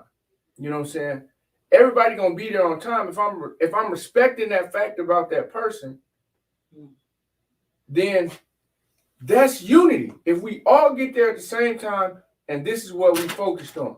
But if I'm telling her, well, the direction you taking wrong. Is the direction she taking wrong? If she coming from a different angle, but our meeting goal, our meeting spot is the same place. Our meeting spot is the same place. And So what I'm saying, you all come to the table. what I'm saying is, in life, we all gonna have different routes. We all gonna have choices that we have to make. But you know what I'm saying? One of my great friends always says, "What's your end game?" Yeah. I ain't asking you what you're trying to do now. What's your end game? What do you want to do at the end? If I know that Ivy wants to be there at 11:30, I say, hey, I know you coming from the south, but Harrison and Alpine is blew up. So you can't go down Harrison Alpine because I know it's blew up.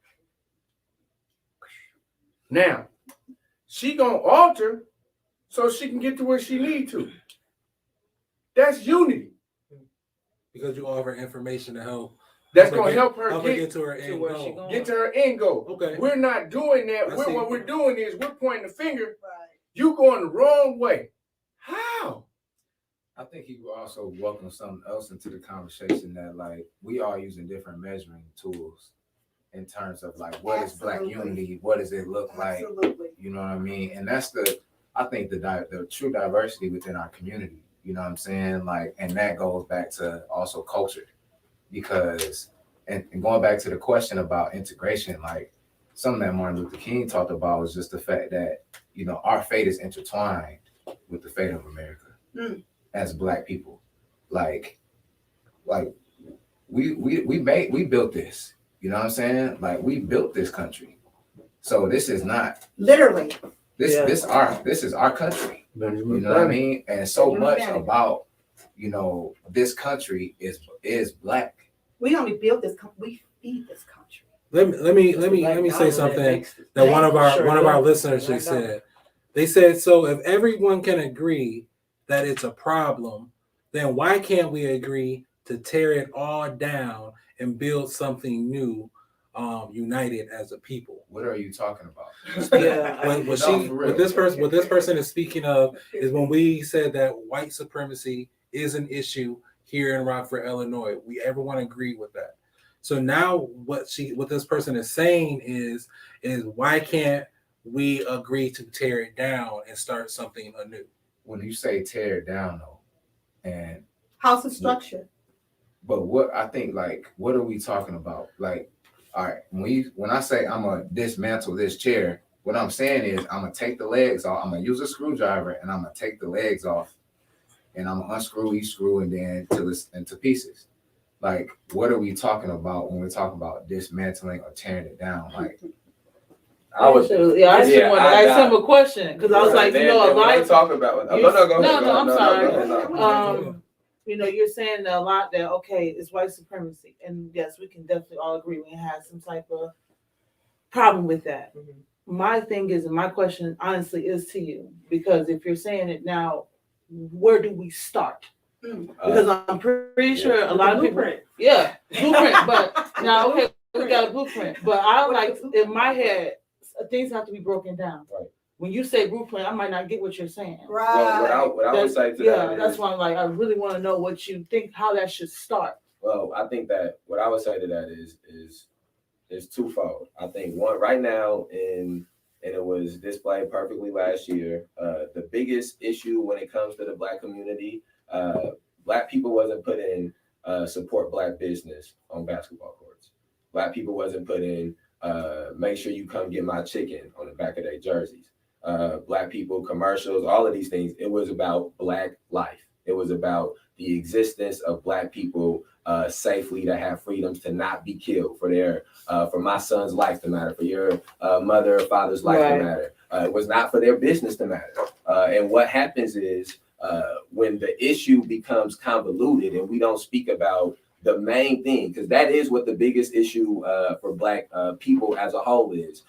When George Floyd was murdered and Black people came out, the Black people who was out in the streets was not worried about Black businesses. That was something that was co-opted later on when white people tried to find a way that they could have some type of hold on these issues. And so the first thing that has to be addressed is mass incarceration and police terrorism, because that is the number one issue when it comes to Black people in this country. And the reason that it does not get addressed in Rockford is because it is too many people who have found ways to benefit off of it, whether directly or indirectly. The reason it does not get addressed in most northern cities is because was one of the things that northern cities perfected the most. Let me ask you a question. Yeah, go ahead.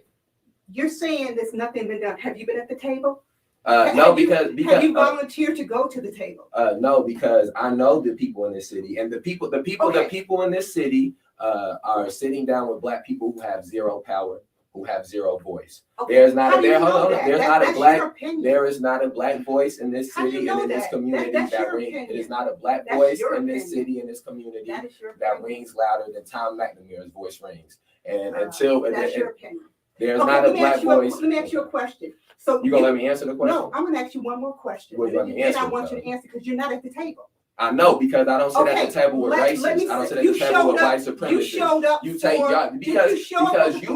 Because you are connected with people who will take pictures with racist white men who cut faces of Black people on poles. Because you were married to a police officer? Because you have compromised certain. See, you don't know what you're talking about. Were you not married to a police officer? Does that matter? Yes, it does. 100%. No, it doesn't. Yes, it does. 100%. So let me say this. I'm gonna let you speak, Rhonda. Okay. Well, let me hop in. Let me hop in right now. I remember earlier in the conversation when we spoke about everyone being in their lane. Yes. I remember we spoke, and I speak about this a lot. You know what I'm saying? Just because we have one person that's an activist in the streets and you're accusing him of not coming to the table. Oh, no, I didn't accuse him. I asked him, was he at the table? But we know what it means. So he's not at the table. But he was at the if we're looking to unify, right? If we're looking to unify, right?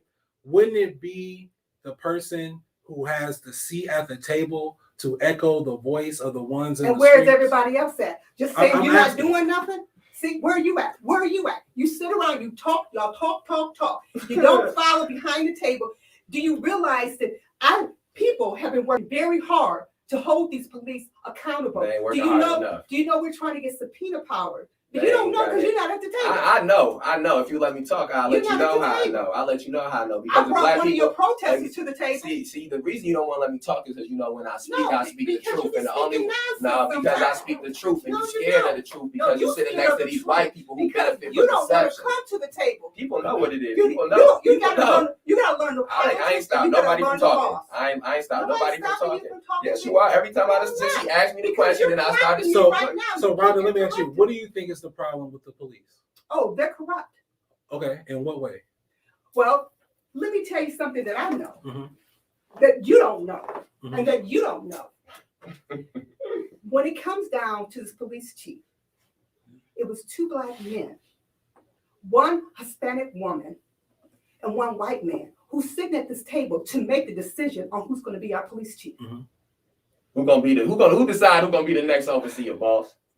I don't know, boss. You should know. Now you go down. Can I Now, speak? Now, You just can I spoke. finish my thought? Because you keep interrupting me. You was You done. don't- I did said I something. say I You was was done? Go ahead. Okay, You so told us at the table. we have to be there. We can't just stick around and say, "Oh, I disagree. Demolish the police," because who's going to protect us? You know, we got to get some correct people there. We have to get the right people there. But this is going on all over the world. Can it be corrected? Yes, if we work together. But if we keep on pulling each other and say, "You're not doing this," and pointing those fingers and stuff, nothing's going to be resolved. But if we pull together and say, "Hey, we're demanding that we get subpoena power," or "We're demanding that these people are held accountable," it's going to continue. If we don't get the right police chief in office, I don't see an issue with what you're saying. wait, if we don't get go the ahead. right police chief in office, you can get all twisty if you want to. It's going to go backwards again. I think this goes back to what we were Man, saying hell, I don't earlier. even speak next. This shit is crazy. She done filibuster for the last like 10 minutes, man. No, you're the one that's filibustered for the last 20, 30 minutes. Can I just So offer I don't just know what something you real want to quick? elaborate Yes. on. Just Go ahead. And I to, have a question. oh, go ahead, because I feel like Just one question. So the white supremacy thing is like the core. Is it that you don't want to sit face to face with the core problem, or you just feel that it wouldn't resolve anything? I want to know your take The on black people who sit in face to face with these white people, because I have sat down in a room with the mayor and with 2 other black people. Black people are sitting down with no power. They're sitting down with no voice. There is not a black voice in this city that echoes louder than the mayor, and the mayor understands that, and he knows that, and that's why when issues take place, he does not give voice to certain issues. They said that the 2 times when the most things changed for black people in this nation was when Frederick Douglass and Martin Luther King Jr. was alive, because they say Frederick Douglass was more popular than Abraham Lincoln at a certain amount of time, and Martin Luther King Jr. was more popular than Lyndon B. Johnson at a certain amount of time. And so they were able to give a voice to the issues and to the plights of black people. It was a time when Malcolm X could give voice to those things because his voice rang louder than the mayor of Harlem, or rang louder than the police chief in Harlem. And so the reason that I will not sit at the table with these white men whose voices continuously still ring louder than mine is because there's no power there. It's sitting down for the appeasement of them, so that way when you have one of these things, somebody can say, "Well, hey Leslie, you was there when we decided this. You mad they out here lynching niggas? You sat at a table. You said it was okay. You said he was fine with it. I told you filibuster." Okay, so that's why you don't sit. Okay, so that's Don't call me names. I said filibuster. I said filibuster. You filibuster me. No. You don't want me to speak because you Okay. know I'm speaking truth. You know what? Who said I tried to everyone's answer the truth question. is I true? appreciate that. Who says everybody's truth is true? My truth might not be true. Mhm. Your truth might not be true. But The truth. when can we come together and bring some real truth? When can we come together as one? I think it's about working together as one. We don't have to be physically in the same room. Absolutely. Just like I was saying earlier, then I'm gonna let you speak, bro. About the lanes, you know what I'm saying? His lane is here. If you're the president of the NAACP, your lane is here. You know what I'm saying? You should be echoing the things that you agree with, what he's saying, and vice versa. There has to be some communication. NAACP in bed with the police. I've never been in bed with the police. You just what? The NAACP is 100% in bed with the police. The only other people who can you can go to to file a complaint about the police is the NAACP. The NAACP in the city has power to veto when these police officers justify one of these shootings, and they've had it for years, and they've done it 0 times. NAACP sat outside the Justice Center with a Black Lives Matter banner talking about protesting for some John Lewis voter rights, knowing damn well that Black Lives Matter slogan is about black people being shot down, but about black people being shot down. See, that I just told you. So people know. So people know she don't want me. She don't want to let me talk. Don't want to let me talk.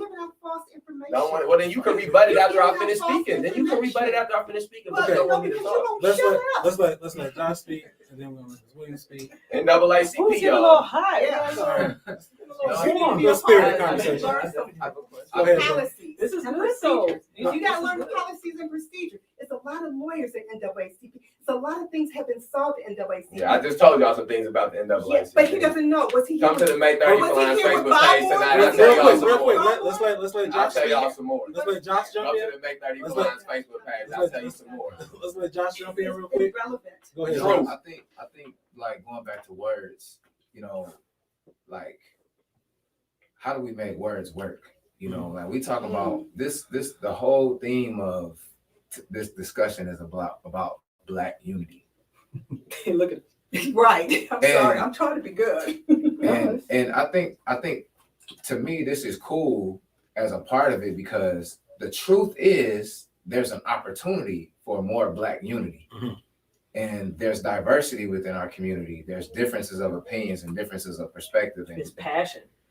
definitely, you know what I'm saying? Deception too. Passion and bliss. But this is not a new debate. This is not a new energy. This is not new to our community. Like it dates back. Several of our ancestors have had this debate. So I think how do we like transition from the conversation to the practice? You know what I'm saying? Like how do we make it a practice? Doing Action. How do you do action. Action. it? You know what I'm saying? Action. Like partnerships, collaborations, collective impact, all these things these words that get used. How do we make these words work? So we got 6 Black leaders in a room right now. I'm not a Black leader. What are you? I'm a Black man. The problem is too many people trying to be leaders. Black people have decided as a whole when they need leaders and who their That's leaders just are. ridiculous what Yeah, you said. May 30th Alliance page. I talk freely So you without got a being Black cut off. leader. You heard? I just said it. I don't need. See again. I don't need to You're be a Black leader. man I don't with need a to be. I don't need to be a birth leader. certificate? Does blood flow through your body? And the idea of trying to be a leader is how that blood end up flowing on the floor instead of your body. Well, The idea of individualism, on because the that's what floor. being a It's leader is. making That's it go individualism. So y'all And getting hung up connecting. on. and So I connecting. just want to be clear. I just want to be clear what we're getting hung up on right now. Okay. I just want to say it It's like aloud. a vein. We're being hung up on because Rhonda, you don't agree with Leslie not saying that he's a Black leader. No, I didn't say that. I'm asking. But then he kept saying Black No, Lions. we So get- what is he saying? We're I getting don't hung know. up I'm on what I confused. You said confused? earlier. Mhm. We're getting hung up on what I said earlier. Say that. Bottom line, unity, our issue is we don't respect other Right. people's Opinion. positions Yep. and perception. If I respect your perception, whether I agree with it or not, that's your perception. That's how you feel. Cool. But I'm going to keep pushing. This is the way I see I can make my impact. This is the way you see you can make your impact. If I respect your position and your perception and you respect mine, vice versa, that's how we start to build relationship. And then if I'm building a relationship with you, I'll be like, you know what? You was right about X, Y, and Z. So how do I do this? Okay, you recognize that I said, hey, you ain't got to go at this like this. You can do this way, and it's going to get you further. Then you begin to be like, okay, that's right. And that's the whole thing. It's all about, Tony. It is. it's all about respecting. We have no respect for other people's position or their perception. Some It's people the don't same way. deserve respect. That's like that when y'all keep at y'all. Hold Some people don't on. deserve respect. Respect is earned and is not, I believe respect is earned and is not given to an extent. But here's the thing. I can respectfully not agree with what you're saying without having something to say about it. I can respectfully not agree with what you're doing and not try to get out here and stop it. So You know what I'm saying? does the same thing work for somebody killing somebody? Let me finish. And Let me finish. So, and then we talked about earlier, like, you know what I'm saying? I look at life like this. The saying that a lot of people saying, keep that same energy, right? We got to keep that same energy across the board on every issue if we really trying to get down to Black unity. We got to keep that same energy across the board with everything. We can't turn a blind eye. What do we have to keep? Tony said it again. The same The way? same energy across the board with everything. Education, housing, police brutality. Environment. You know what I'm saying? Even with a lot of people we don't want to talk about. And this ain't, even with how we treat ourselves among each other. Black on Black issues. You know what I'm saying? How we dealing with stuff within our own community. If we talking about the over oppression of police officers in our community, they validate being there so heavily off of the interactions that we have with each other because we ain't even policing ourselves. But hold on, I gotta respond to that. Hold on, let me finish. No, No, you don't let me finish. I'll let you go. I ain't throwing out a lot. I definitely wanted to say. Yeah. No, what I'm saying is this. Yeah, because it went back to what they were talking about. Right. So what I'm saying is, I believe we got to keep the same energy across the board. You know what I'm saying? I got to respect her. I got to respect her. I got to respect him. And we got to keep the same energy, 110%. I need to feel the same way about a black person having violence with another black person as I do with a white police officer having violence against a black person. And this is what I'm saying. You can shake your head all you want, but what I'm saying is, I'm not saying they're the same thing, because I said it's two sides to a coin, but we got to keep the same energy. If I want unity, like, come on, I got some signs. The enough is enough signs, right? Right. Check this out. I've had people tell me, yeah, our violence in our community is enough, and these are our people. Our violence in our community is enough, but I can't get a sign because the ops is on there. Oh, can you elaborate? Right. I'm talking about name you have on the back of it. I'm talking about black unity. It's gonna come down to the same thing: respect. You know what I'm saying, and relationship. However we want to look at it. Go ahead, sis. Okay. So I don't know if y'all ever seen the show The Chi.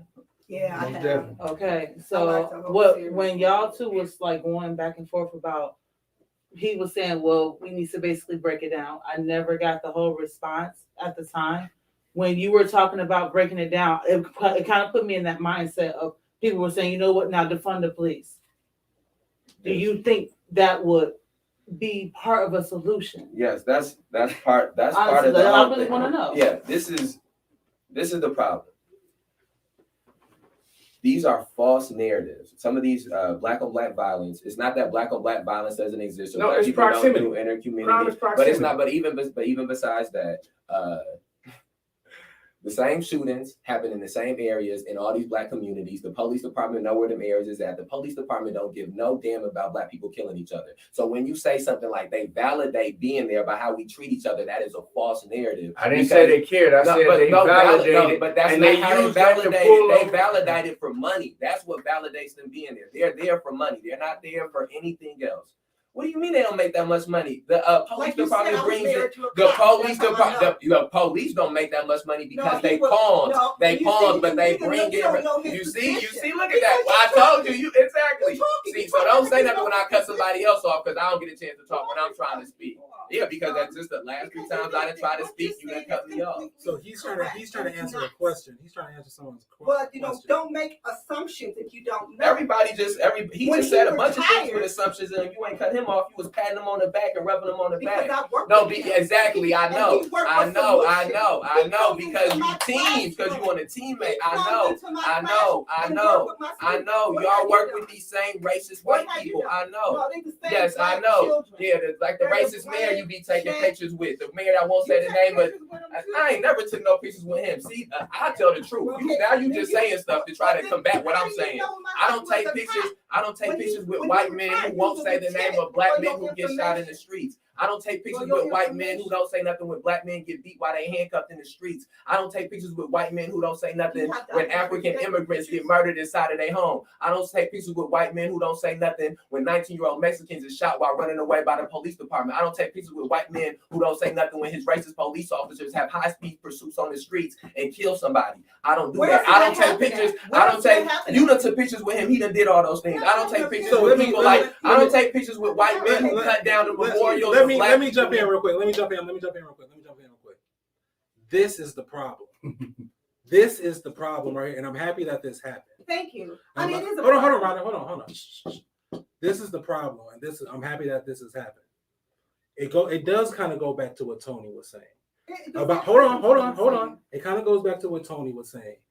To not respect another person's point of view.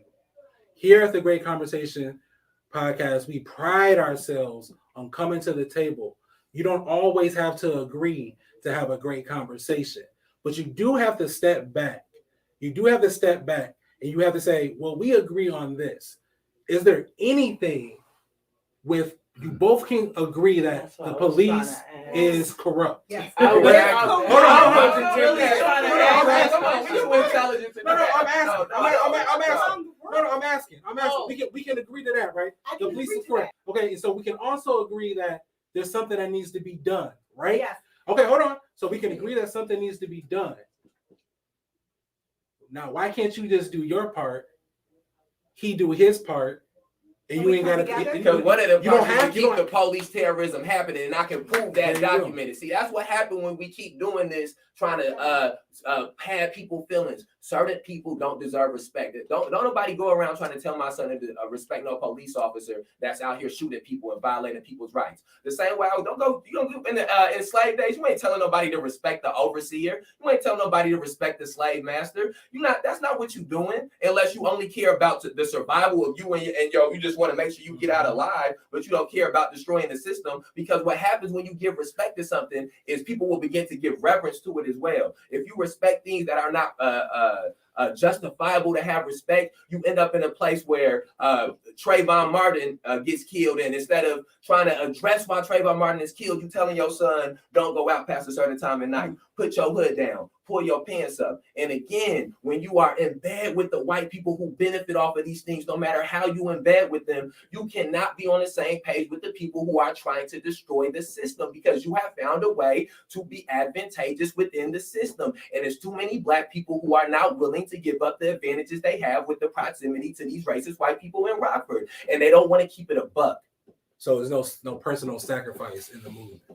So When you say, that- go ahead, Joshua. Go ahead, I was just gonna say, like, I feel like the debate on who's selling out,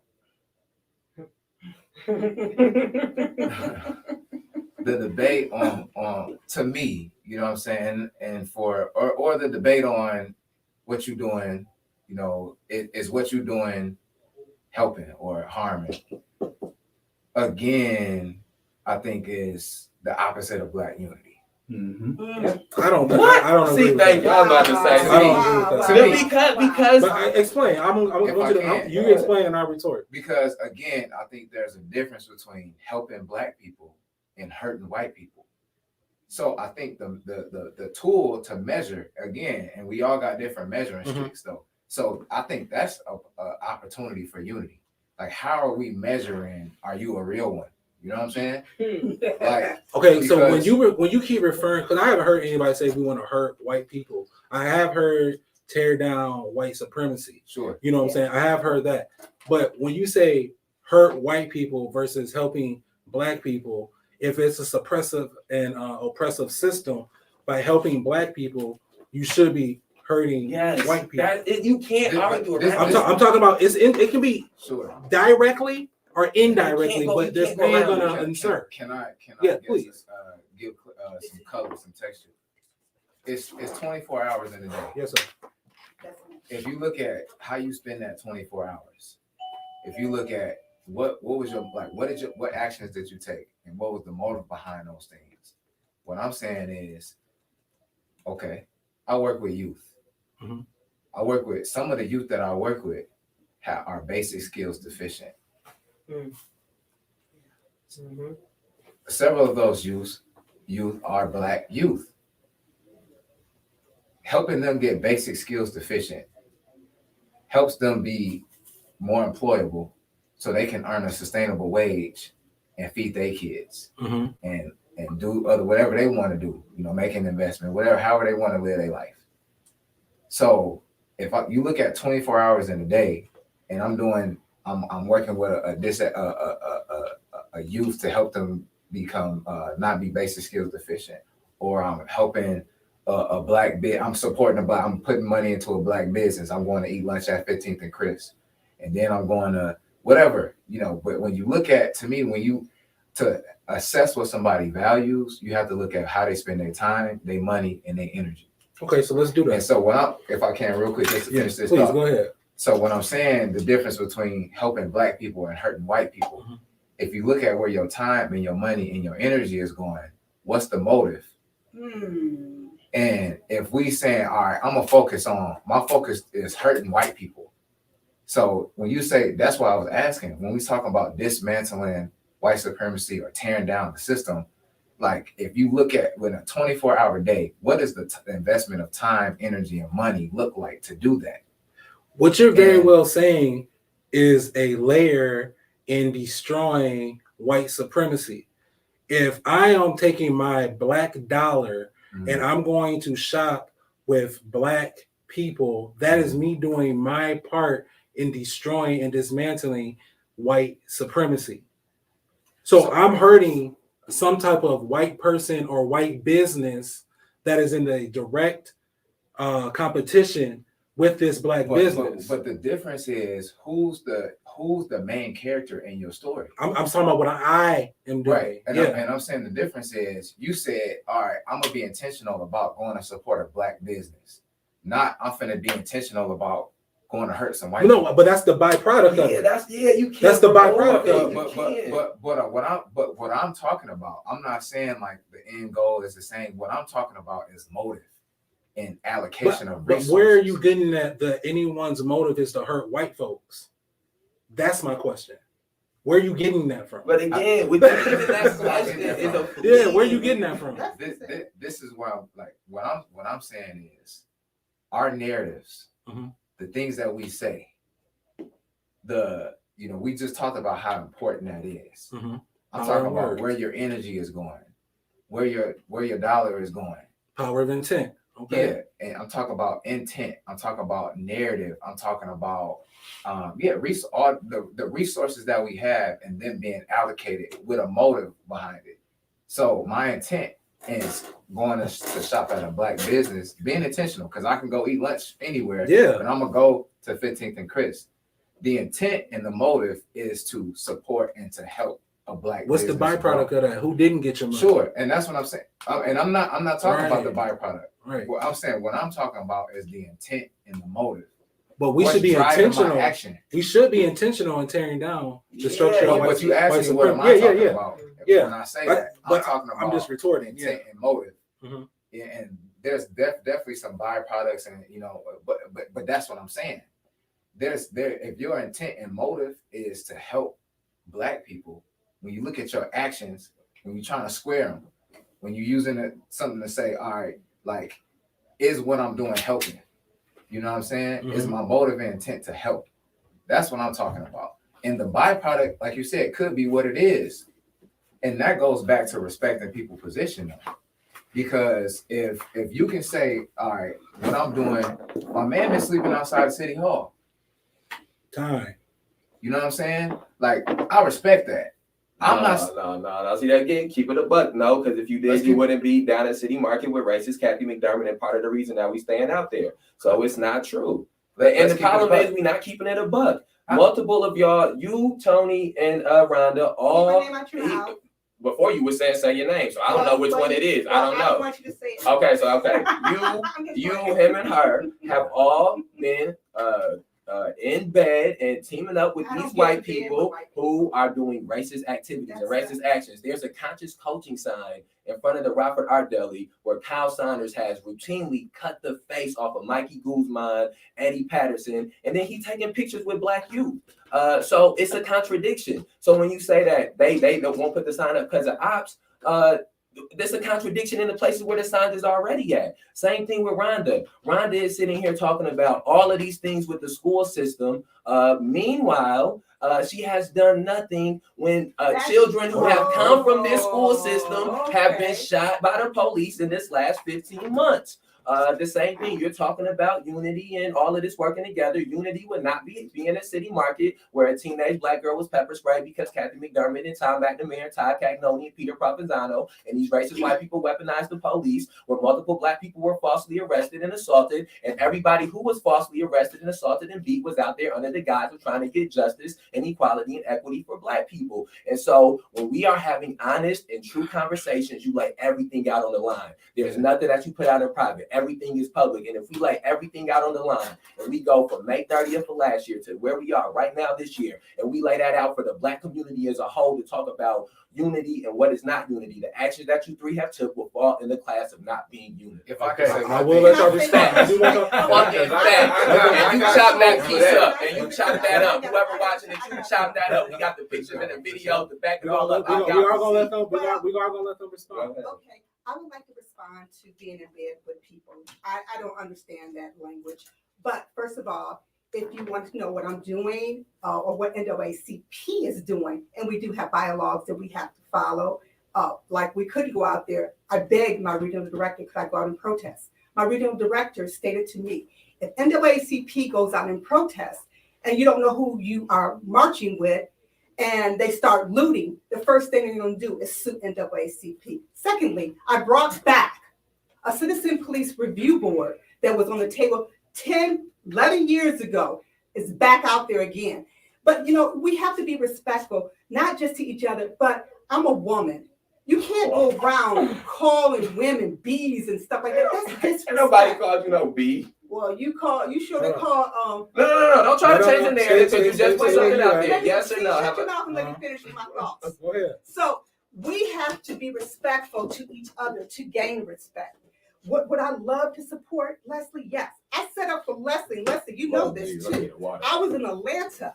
I set up for him to talk to Marilyn Hyde Ross. He got arrested that night. Marilyn so Hyde Ross is an anti-Black woman. So she couldn't talk to him because he was arrested. She arrested us. No, she didn't. She was in charge of the arrest. She was in charge of the arrest. Don't Anyways, let these I people called out here. her to get them out of jail. Mm-hmm. So, I get so sick of people talking about what I don't do and to sit there and criticize and make these accusations, but has no ground. I got receipts. No, I got nothing but receipts. I got a whole, nothing. He whole just has social this. media sites worth of receipts. Okay. And social media, and you get people behind you, and you don't know what you're doing. But I if know you get, exactly if what you I'm get doing. on board, I know exactly what I'm doing. and we walk in a straight line, and we fighting for the same thing, we gonna get somewhere. I ain't walking with no racist white people who cut down memorials and won't say the name of Black people when they show. Now, Gonna let them respond.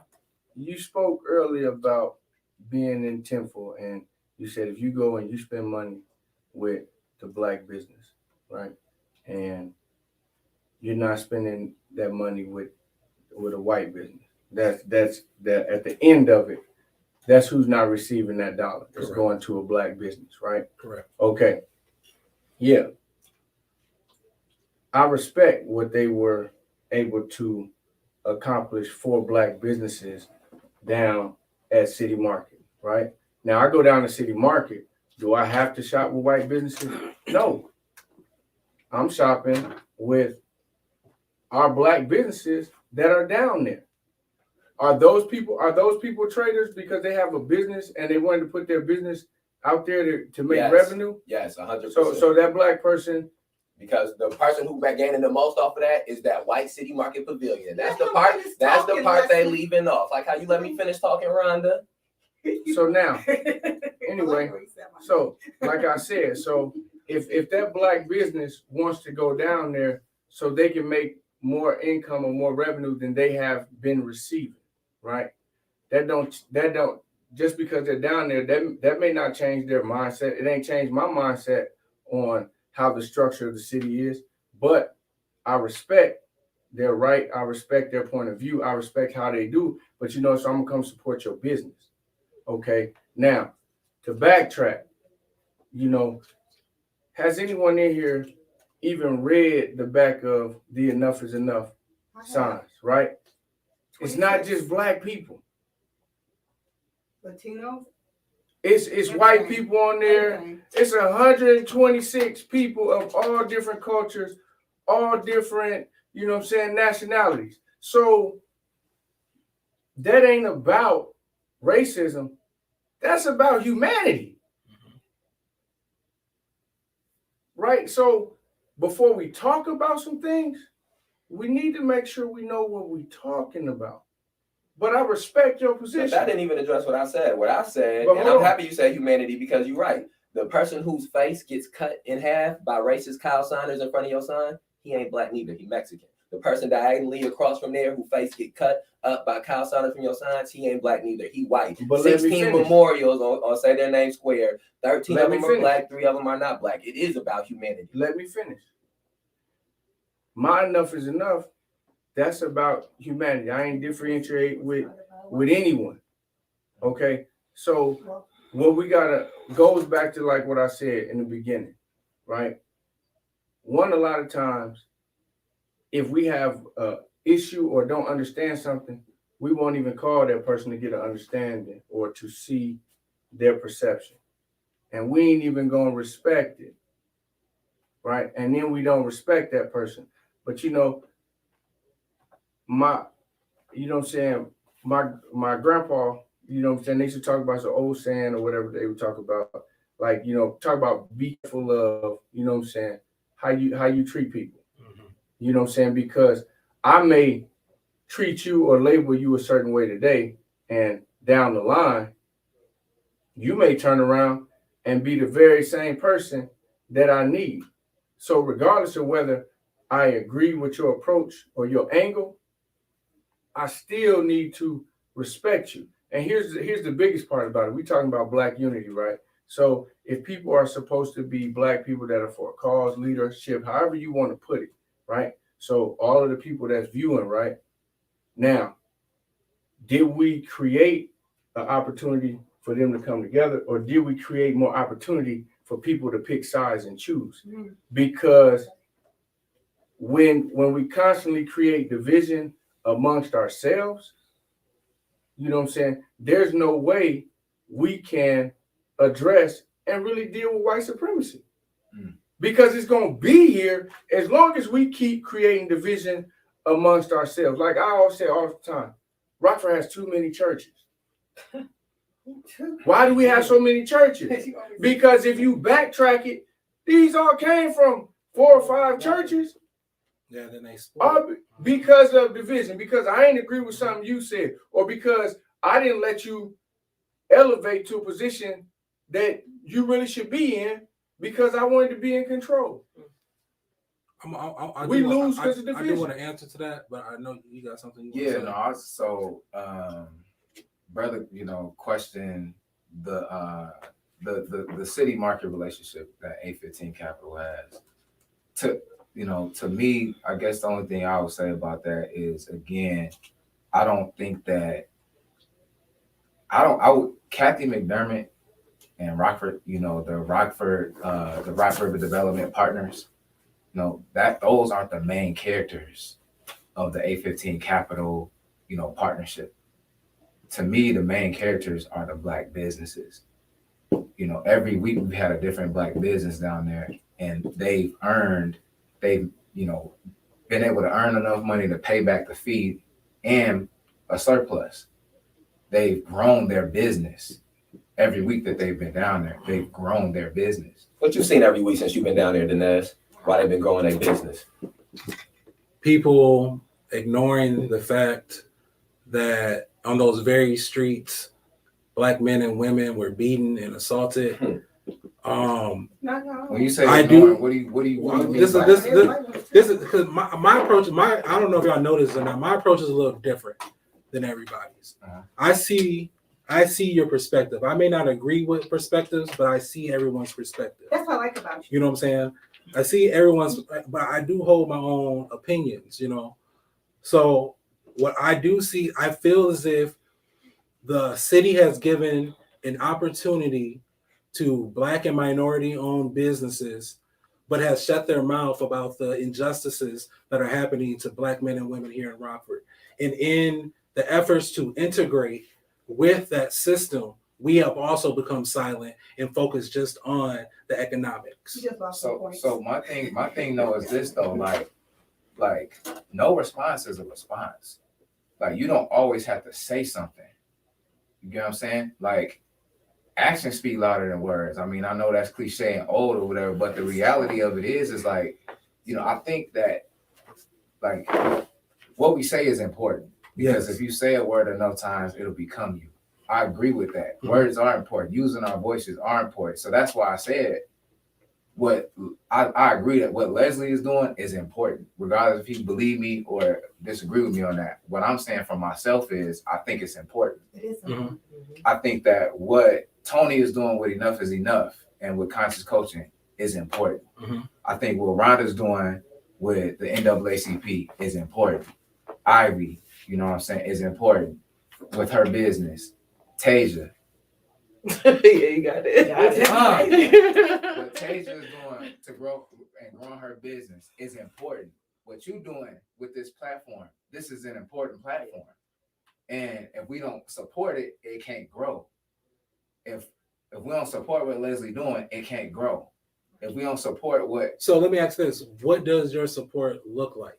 I mean, to me, it looks a lot of different ways. You know what I'm saying? And I think that's a great point because people can only do what they can do. Truth. You know what I'm saying? So like and we have to be realistic about what that is.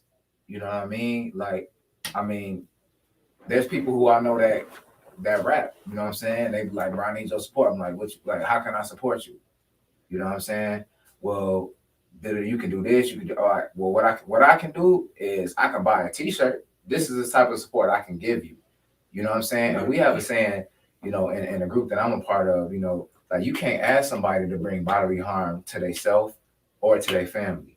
Material harm, if you asking somebody to do something that's going to bring material harm to them or their family, then you out of bounds. But the only way that you even got into a position where you can say that is because Black people did that exact thing, and because Black people held other Black people up to doing that exact thing. And that's again, and that is the truth when we talk about the disunity here, is because y'all three do not want to have to sacrifice certain things. And that's fine, but if you don't say that, see, because I do believe it is a need for a division. Jesus said he brought the sword. And because there needs to be a division in the city, because there are Black people there are generations of Black people coming up. And if it is not a division to say, this is what it looks like when you want Black liberation, this is what it looks like when you want Black integration. As y'all get older, you need to pick. So that way we can liberate Black people. When Dr. King was coming up, Dr. King broke with what his father's beliefs were. The SCLC and SNCC was breaking with what was the belief of the generation before them, which was you go to court to deal with things, not that you do direct action to deal with things. That was a division that happened. When people was running away from plantations, that wasn't no unifying shit that was happening. It was some niggas that was fine staying their Black ass on the plantation. It was some that was leaving. And sometimes if you was trying to stay there, your ass got killed trying to stay there because they was leaving. And so this false narrative, again, that happens when people are not willing to admit that in order for white supremacy to be destroyed, in order for Black people to truly be liberated, it's going to take sacrifice. Mm-hmm. And you got to keep it a buck if you don't want to make it. So that way these younger Black people coming up are not confused and don't start thinking trying to make $1 billion mean that they're going to free Black people, because it don't. So that I think that this is the debate though. This is the age-old debate. Is it politics? Is it economics? Everything in life is politics. Everything in life is politics. It's about whose political end So does it serve. so is it more important to change people's mindset, or is it more important to change policy? Mindset to me. Mindset comes before Mindset. Mindset. You got to change the mindset. You can change the policy to change 1,000 policy. times.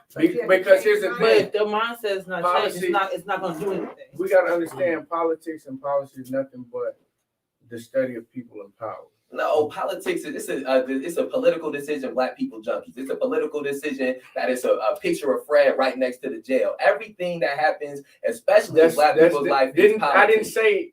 You got to understand. I said the study of politics and policy is people in power. Rules are made to keep certain people in power and certain people without. That's what I said. That's not politics. That's what I'm saying. That's politics. policy. But you have to do politics in order to get to the policy. No, because policy is separate from politics. Okay. And that's what's leading when you say that. So back to the other thing. Like, and then we can't say what other people are sacrificing versus what they're not. If you're not there, you don't know what a person is sacrificing. Absolutely. You know what I'm saying? For that. Once again, it's going to always come back to respect. Respecting that person, respecting their perception, their opinion, whatever it may be. Because I know one thing, I've turned down several jobs in this city because that ain't what I believe, and that's not how I feel. But people don't know that because I ain't running around here saying, oh, I turned down this job. Well, here, they was wanting to offer me this. I turned down this job there. They wanted to offer me this. That's not how I operate. And this man has seen how I get down in my place of work. Truth. He know how I get down. But somebody from the outside looking in, if you ain't inside that house, you can't tell them what they got in there, and you can't tell them what they cooking in the kitchen. So it's cool. But you see the Ku Klux Klan walking in the house. But you said what? You see the Ku Klux Klan walking in the house. You see white people with sheets walking in the house. If you see police walking in the house, they ain't going in. But if you but see anyway, those things, you know. So like I was saying, so it's like, you know, we speak on things that a lot of us don't know about. You know what I'm saying? I've also been in that position. Like prime example with your sister, right? And I don't know, she's probably even told you the story before. Like me and her, for a long time, like I was trying to get some stuff done some years ago, and I'm like, I need to do X, Y, and Z. She like called the office and this, that, and the third.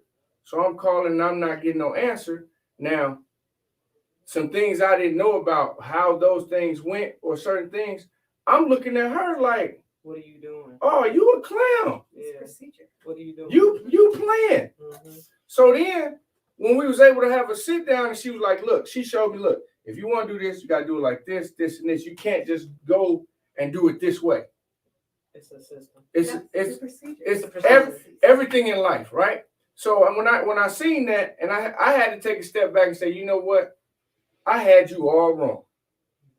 And that comes back to getting knowledge and respecting a person's position and how they're doing things. So then when she showed me that really opened up a lot of doors for things that I'm doing now. This ain't just start last year for me. This ain't just start 2 years ago. I've been on this route for years. But you got a lot of people that wake up, got an itch in their ass, and okay, you ain't right, and want to say whatever. But you got to respect people. You got to know what people have been through. You got to know what people are doing before you can say something. If you ain't walking in that person's shoes, I think the best thing to do is just let it be. Get to know that person, build a relationship, respect them for where they are at that moment until you find out really what it is. But if you don't, we ain't gonna never have unity because that's what we do. Because it seems like we all have a different definition of support. Yep. We all have a different definition of what sacrifice is. Because support to me can look like me sharing his post when he's out there protesting. Whereas support to him, come march next to me. No. You know? As long as you just not taking pictures with the racist white people who tearing down memorials. Okay. As long as you're not going down to City Market Pavilion where it's known that these racist white. See, that's the part that it's not an arbitrary thing. Okay. There are specific things that have happened in the city, and people are using the fact that black people don't know those specific things, and that's because it's not a black voice to echo them. I promise you, if we was to get all the black people in Rockford, because you're right, I ain't been doing it for 2 years or 3 years or 4 years, but I know what happened in the last 15 months. And if I was to lay out all the things that have happened in the past 15 months, and then to show you some of the actions of this black community and what they have done, when no black people be rocking with that, because I know black people, and they know black people too. Part of the reason that they're able to do it is because it's such a small amount of black people in the city, and because it's such a small amount of black people that's informed about these things. And that's why some of these things are allowed to happen like this. So it's not like if you ain't marching, you're not supporting. If you ain't out at City Hall sleeping, you're not supporting. If you ain't sharing the post, if you do, no, it's not that. Okay. Yeah, but if you kicking it with the police who out here pulling over black people 3 times as often as they pull over white people, that's a problem. If you out here taking pictures with these white people who are pressing false charges on people, having people's lives destroyed for protesting, these white people who are putting black people's lives at danger because of the way they are stigmatizing protesting and criminalizing protesting and trying to dehumanize protesters.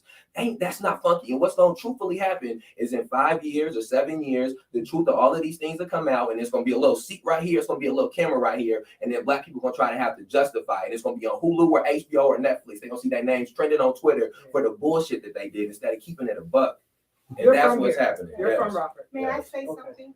Yeah. You know, we can go all the way back to the 1908 race riot that happened in Springfield, Illinois, how they tore down all the black neighborhoods. we can come back to Black Wall Street. Rockford. Yes, we come back to Rockford, where I'm pushing the NAACP, right? But I can't get Black people to hold chairs. I was an education chair for 2 years. I couldn't get Tony. He held his lungs in, but he was out here doing something more powerful. So I had to let him go. And to say, hey, you know, these are the things that we have to speak on about our children. Housing. We have people living in food deserts. We have factories that are blowing out poison that's killing people. And all of these places are on the west side.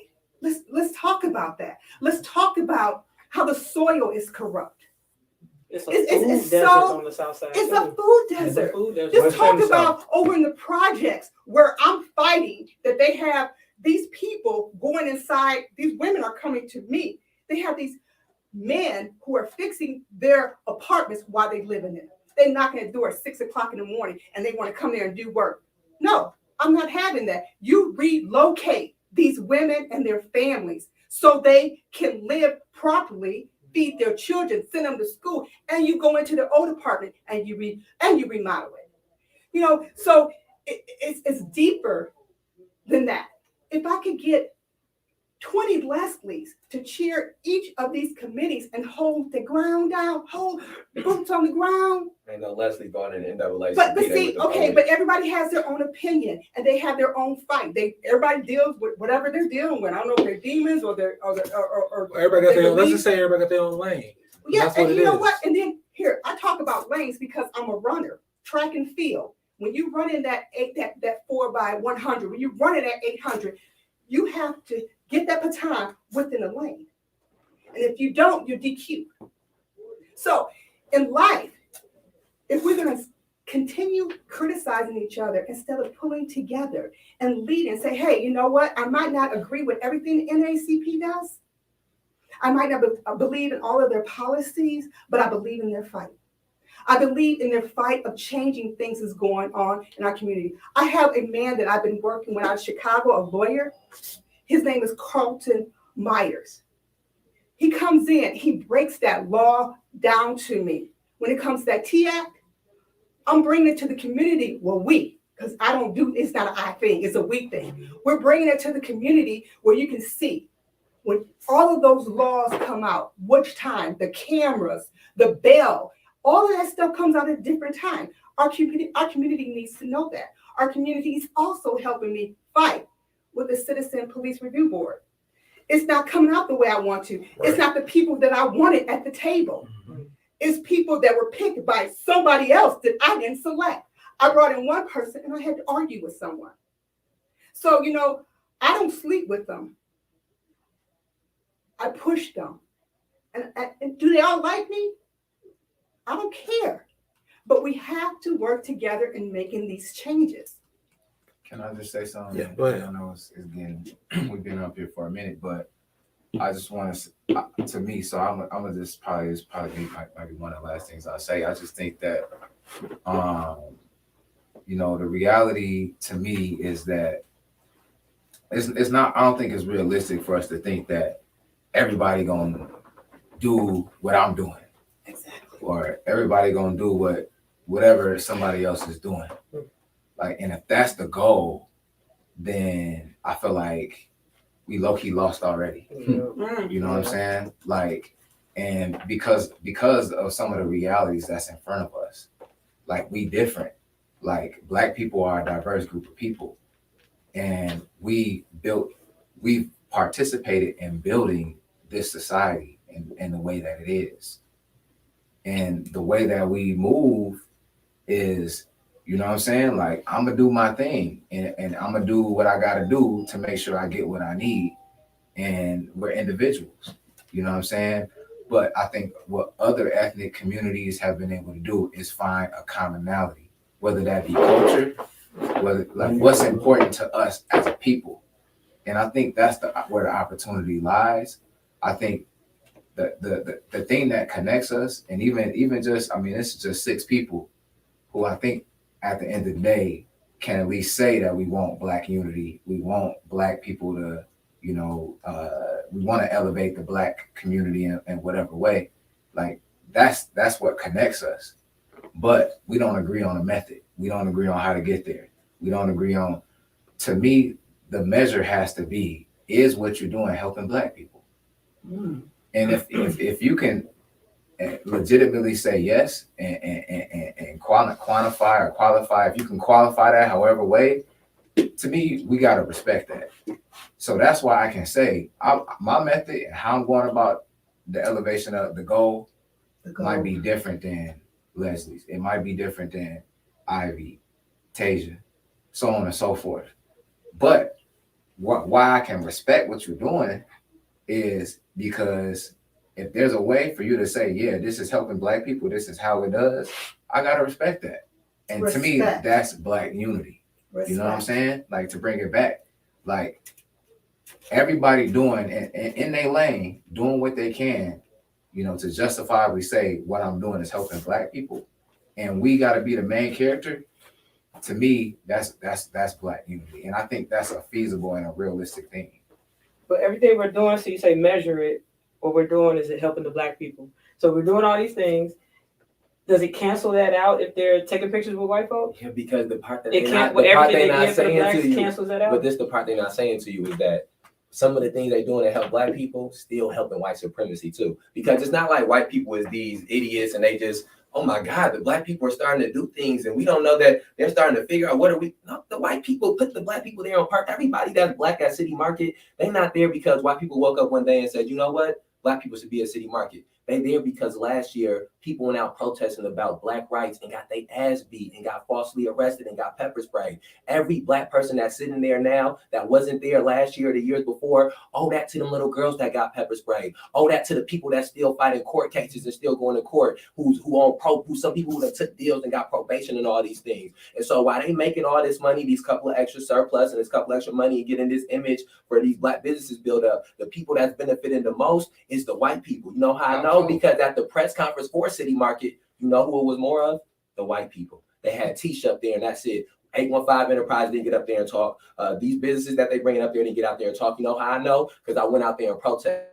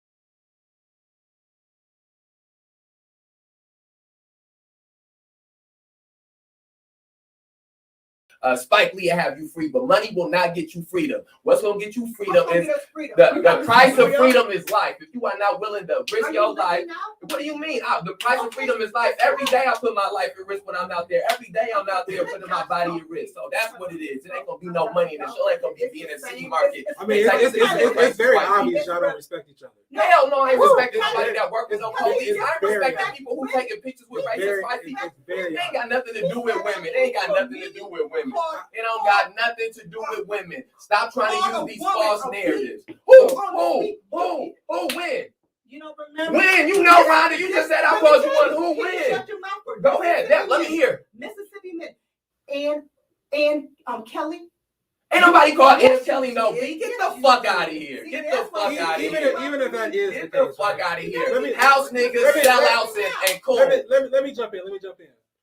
Because I want to say this. I got one more question and we'll cut it. Hey, don't respect no house niggas. Don't respect no sellouts. Don't respect no coons. Until they start collectively being for black people. Don't respect no police. Don't respect no correctional officers. No state's attorneys. None of these people who incarcerated black people falsely and engaging in police terrorism. And stop letting these black people who are advantageous from their proximity to white people tell you that respectability politics gonna get you free. It ain't. All right, so I want to say this. I do agree. I do believe that there can be black unity, but I do believe there will always be a divide. I don't believe that all black people will quote unquote get along. I don't believe in that. I do believe in the fact that it takes the right people for the right thing to happen, to come together. And I was gonna say no. I think going back to the you have to be influential. You know what I'm saying? Like at the end of the day, like black people got choices. Black people, you know what I'm saying, are powerful people. Like you have to be influential. You know what I'm saying? Like just like your business. You know what I'm saying? Like that's why you got to have a good product. You can't just say just shop with me because I'm black and your product is not there and your service is not there. You know what I'm saying? Like we have to be influential. Like you have to like nobody's gonna just do it for you because you black. True. Like black people are not gonna just support. And I have a black business. I know first-handedly. Like they not gonna just like all black people that's buying houses. They don't rock with me. They don't rock with all black realtors. There's other black realtors that it's black people out here buying and selling properties and they not using black realtors. I can't be salty about that. I gotta like figure out how I'm gonna get it. You know what I'm saying? Like, how am I gonna convince them? And that's just the world we live in. That I'm a better realtor than who you messing with. You know what I'm saying? I'm a better option. Like, and we all like. You want somebody to spend time with you. You want somebody to come and do your mentorship program. You want somebody to come and you know what I'm saying? Like, you gotta make it. You gotta influence people to do it. You know what I'm saying? And that's just the reality. We all have to go. I mean, we gotta be entrepreneurs. We got to make it happen for ourselves. That's just the reality of the situation. And ain't nobody coming to save us. No. And I'm not expecting nobody to. I got to save myself. You know what I'm saying? And I believe that we had the power to do that. We had the resources to do that. We got the tools to do that. And I'm not expecting nobody else to do that for us because it's not going to happen. So let me ask this. Everyone on the panel, let me ask this question. This will be our closeout question. What is your vision for a united Rockford? What is your vision for a united Rockford? A united Black Rockford? United Black Rockford. Because someone says that this isn't about liking each other. Mm-hmm. This is about having a common goal, and we do not have a common goal. I agree. That's a fucking fact. I wish that all of us here, could come together and work together and solve some problems. Let's work with the people. Let's work with the police. I don't know. People have their own philosophies, and they're making these crazy assumptions. Who you rock with? I'm an individual. Tony's an individual. Leslie, you're an individual. Josh, I don't work individually. I don't work with the police. Everybody works individually to get problems solved. As an educator, me and Ivy, we work every day on saving Black children. So when that Black child becomes an adult, I'm asking. Well, they still come back to me. This is what I'm asking. I want us to stay on task. What is your vision for a united Black Rockford? My vision is education and housing, right? So, and this is what I focus on. This is what I do all the time, and this goes back to, we talked about trauma earlier, right? So, in order for a person to have sound mind, you know what I'm saying, they got to be, you know what I'm saying, housed. You know what I'm saying? They got to have that food, shelter. You know what I'm saying? That way they can educate themselves and really, you know what I'm saying, begin to understand what's going on around them and learn how to navigate and get through it and make the changes that are needed for themselves and their people. So my vision is through education and housing, because if you can educate people, if you can provide our people with proper shelter and different things like that, then it ain't nothing we can't do off of those two bases. Because if you got housing, if you got shelter, and you get educated, you can figure out how to get your bread. You get educated, you can figure out how to get your food. You get educated, you can figure out how to help the person behind you get what you learned how to get. So that's my vision. So I ain't got time to argue with nobody. I ain't gonna argue. You know what I'm saying?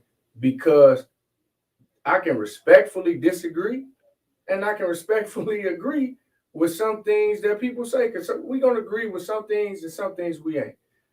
And that's it.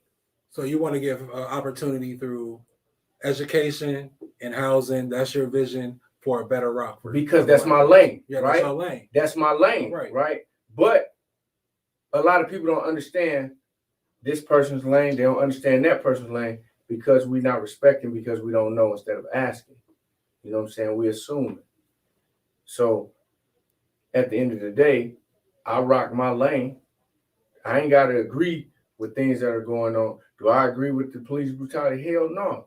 Will I sit up here and say that it's a systemic system of oppression that's been here forever, that's circling everything?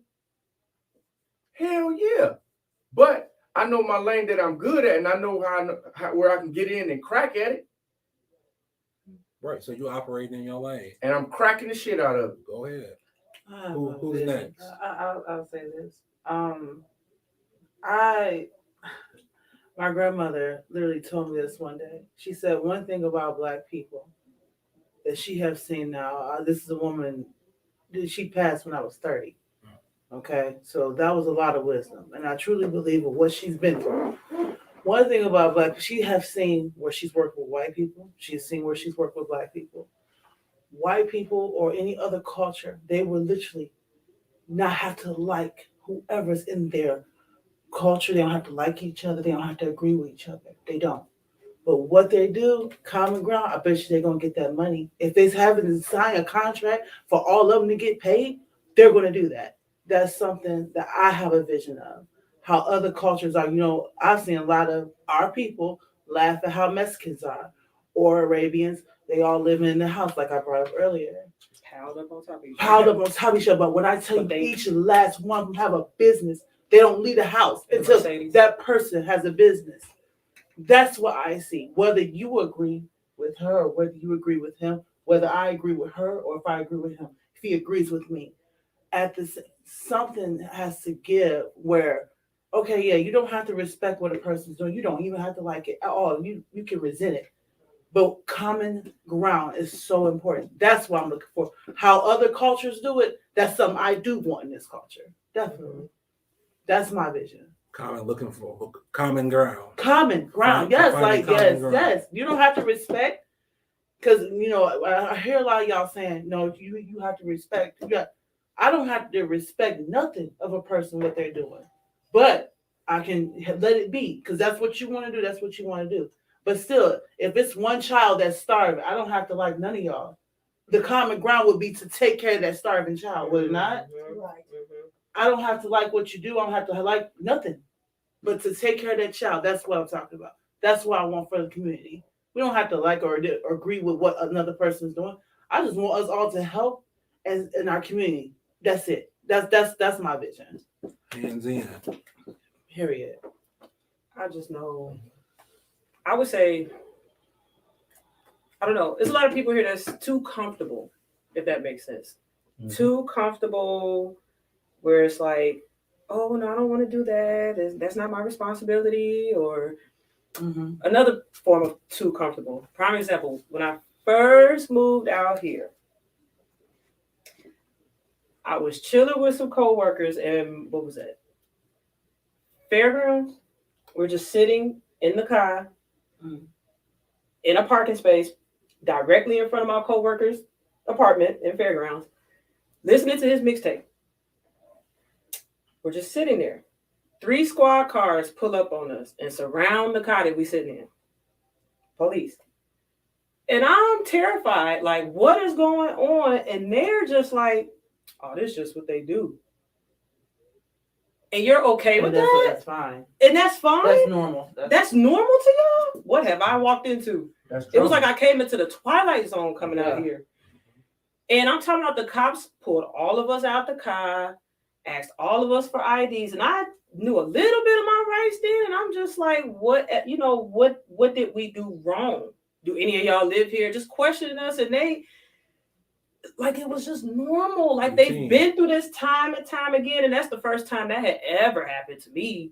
I'm just like, wow, y'all are okay with this. So it's just being too comfortable. So you want people to come out their comfort zone to even recognize that certain stuff is a problem. Yeah. And needs to be tackled head on. Boom. Definitely. Yeah, I'll go so he can finish it. I'll just say, for me, it's just about having a common goal and staying on code.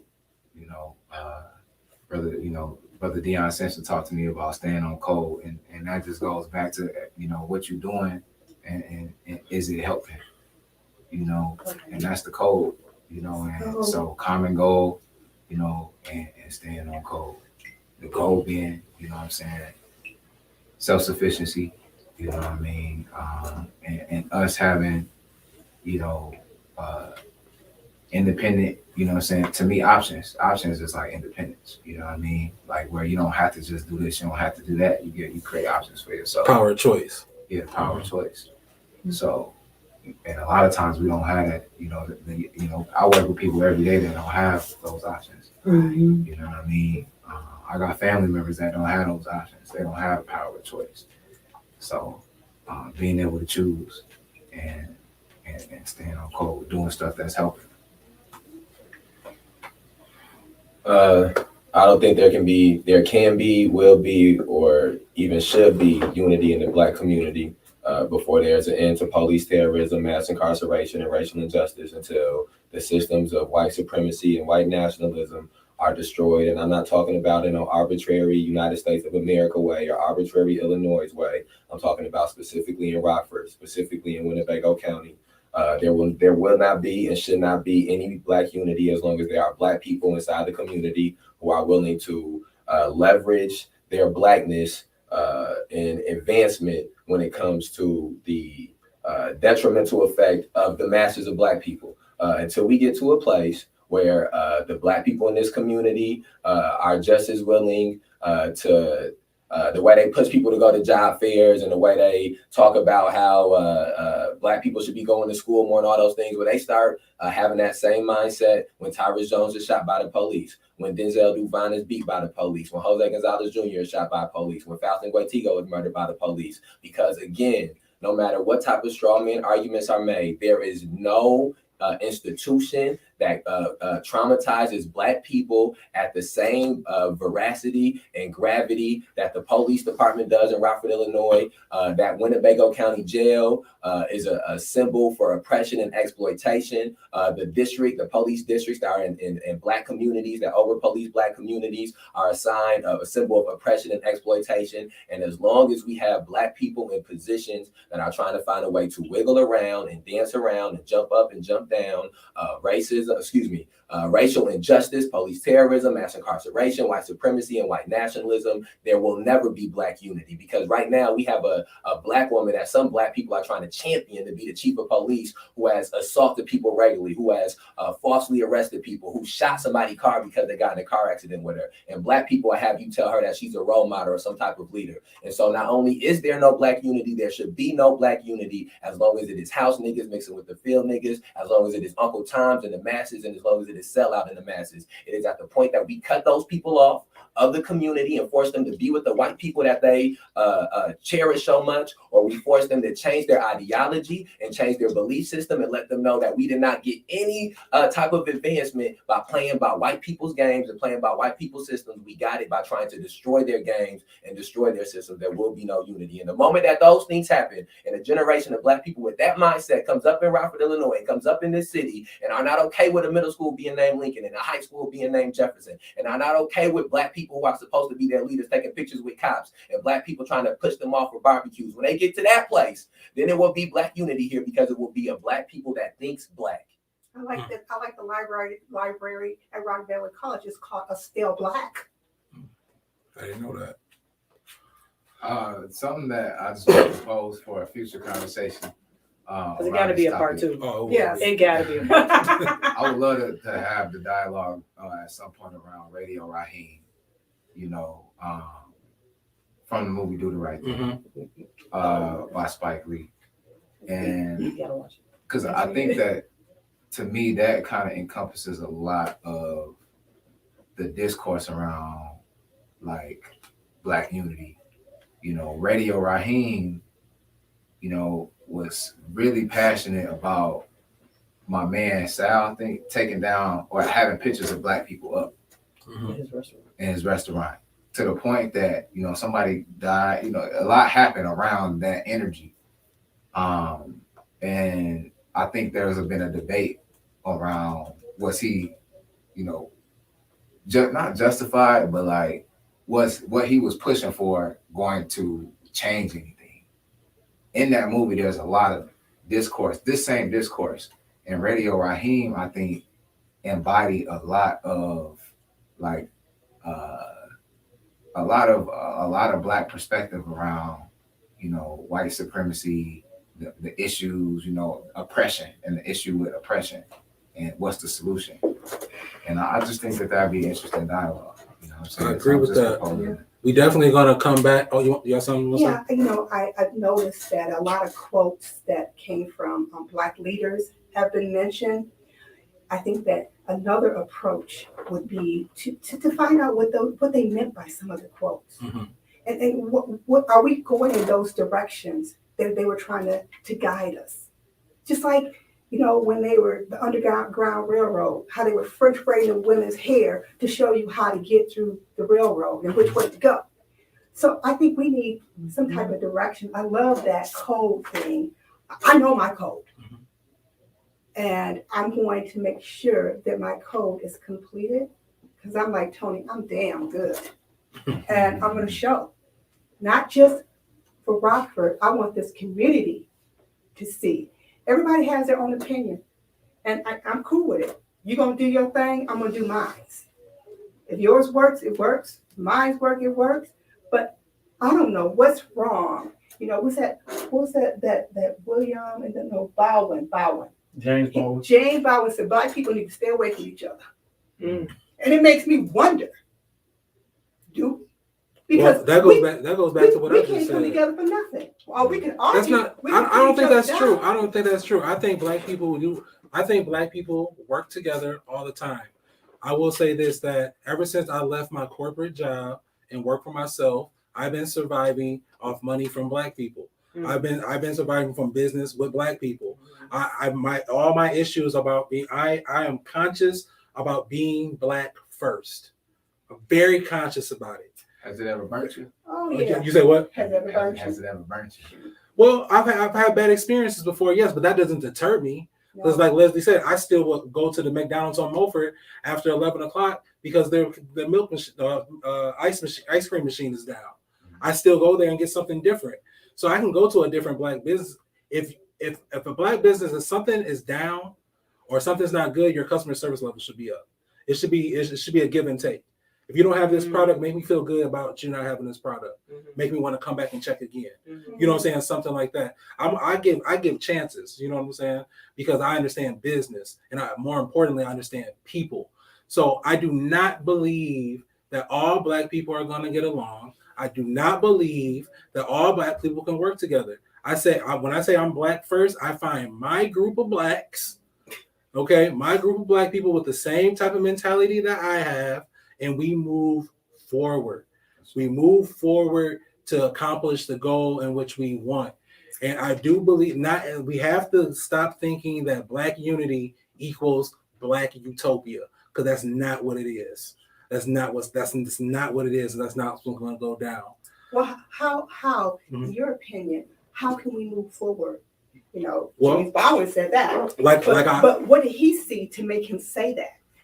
And secondly, how can we take that little the rope and keep pulling each other? You know, we have our future coming up. We got these doggone, and they're different too. These doggone pandemic babies, they're different.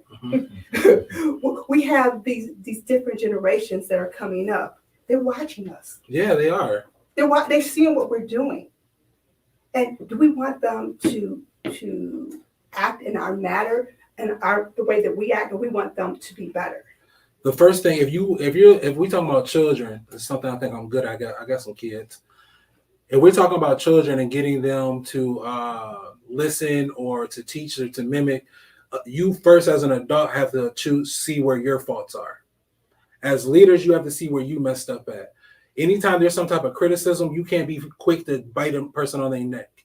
You have to take that criticism and internalize it and say, you know what? Is there any truth to this? Is there any truth to this?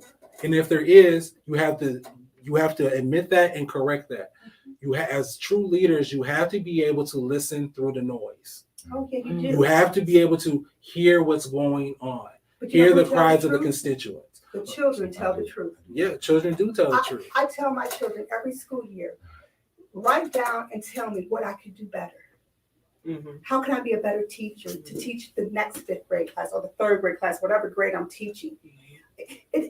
We have to listen, because we sometimes we put these kids on this pedestal. They don't understand. Because those kids are going to turn into adults, and those adults are going to have their own way of thinking. Are we teaching them conflict resolution? Are we teaching our children how to disagree with each other and still have dealings with one another? Are we teaching our children to have disagreements with each other and not hate one another and still not even have to work with each other? You know what I'm saying? Are we teaching them not to tear down? I can not agree with you, not work with you, but it doesn't give me the right to tear you down. You know what I'm saying? It doesn't give me the right to tear you down unless what you're doing is detrimental. There you go. Detrimental to what my common goal is. Then I gotta get you. There we go. You know what I'm saying? Because that's just how it works. You know what I'm saying? That's a huge asterisk, but I was like, what? but I respect you. But man, out man, yeah. Nobody's punk. Yeah, no, nobody's a punk. Nobody in this I'm room is nobody's punk. I'll punk. say that. Well, guys, catch us on Spotify. This conversation will be available on Spotify. It's already on YouTube. It's here on Facebook. It'll be on Apple Podcasts tonight. Guys, tune in with us. We're looking for more guests. If you want to be a guest here on the Great Conversation Podcast, inbox me. Let me know what it is that you want to talk about. I pride myself on being able to talk about any subjects. Come sit down, talk to us. We got our sidebar conversations out there. So if anybody has like an anonymous letter or anything they want to send us about anything that's going on in your life, we'll talk about it live on air. Go ahead and send it to us at greatconversationletstalk@gmail.com, or you can just what am I looking for? Inbox. I'm hot, guys. It's hot in here. You can you can inbox us at Great Conversation Let's Talk right here on Facebook. Always remember what we always say here on the Great Conversation Podcast. You don't always have to agree to have a great conversation. Peace. You know what? Another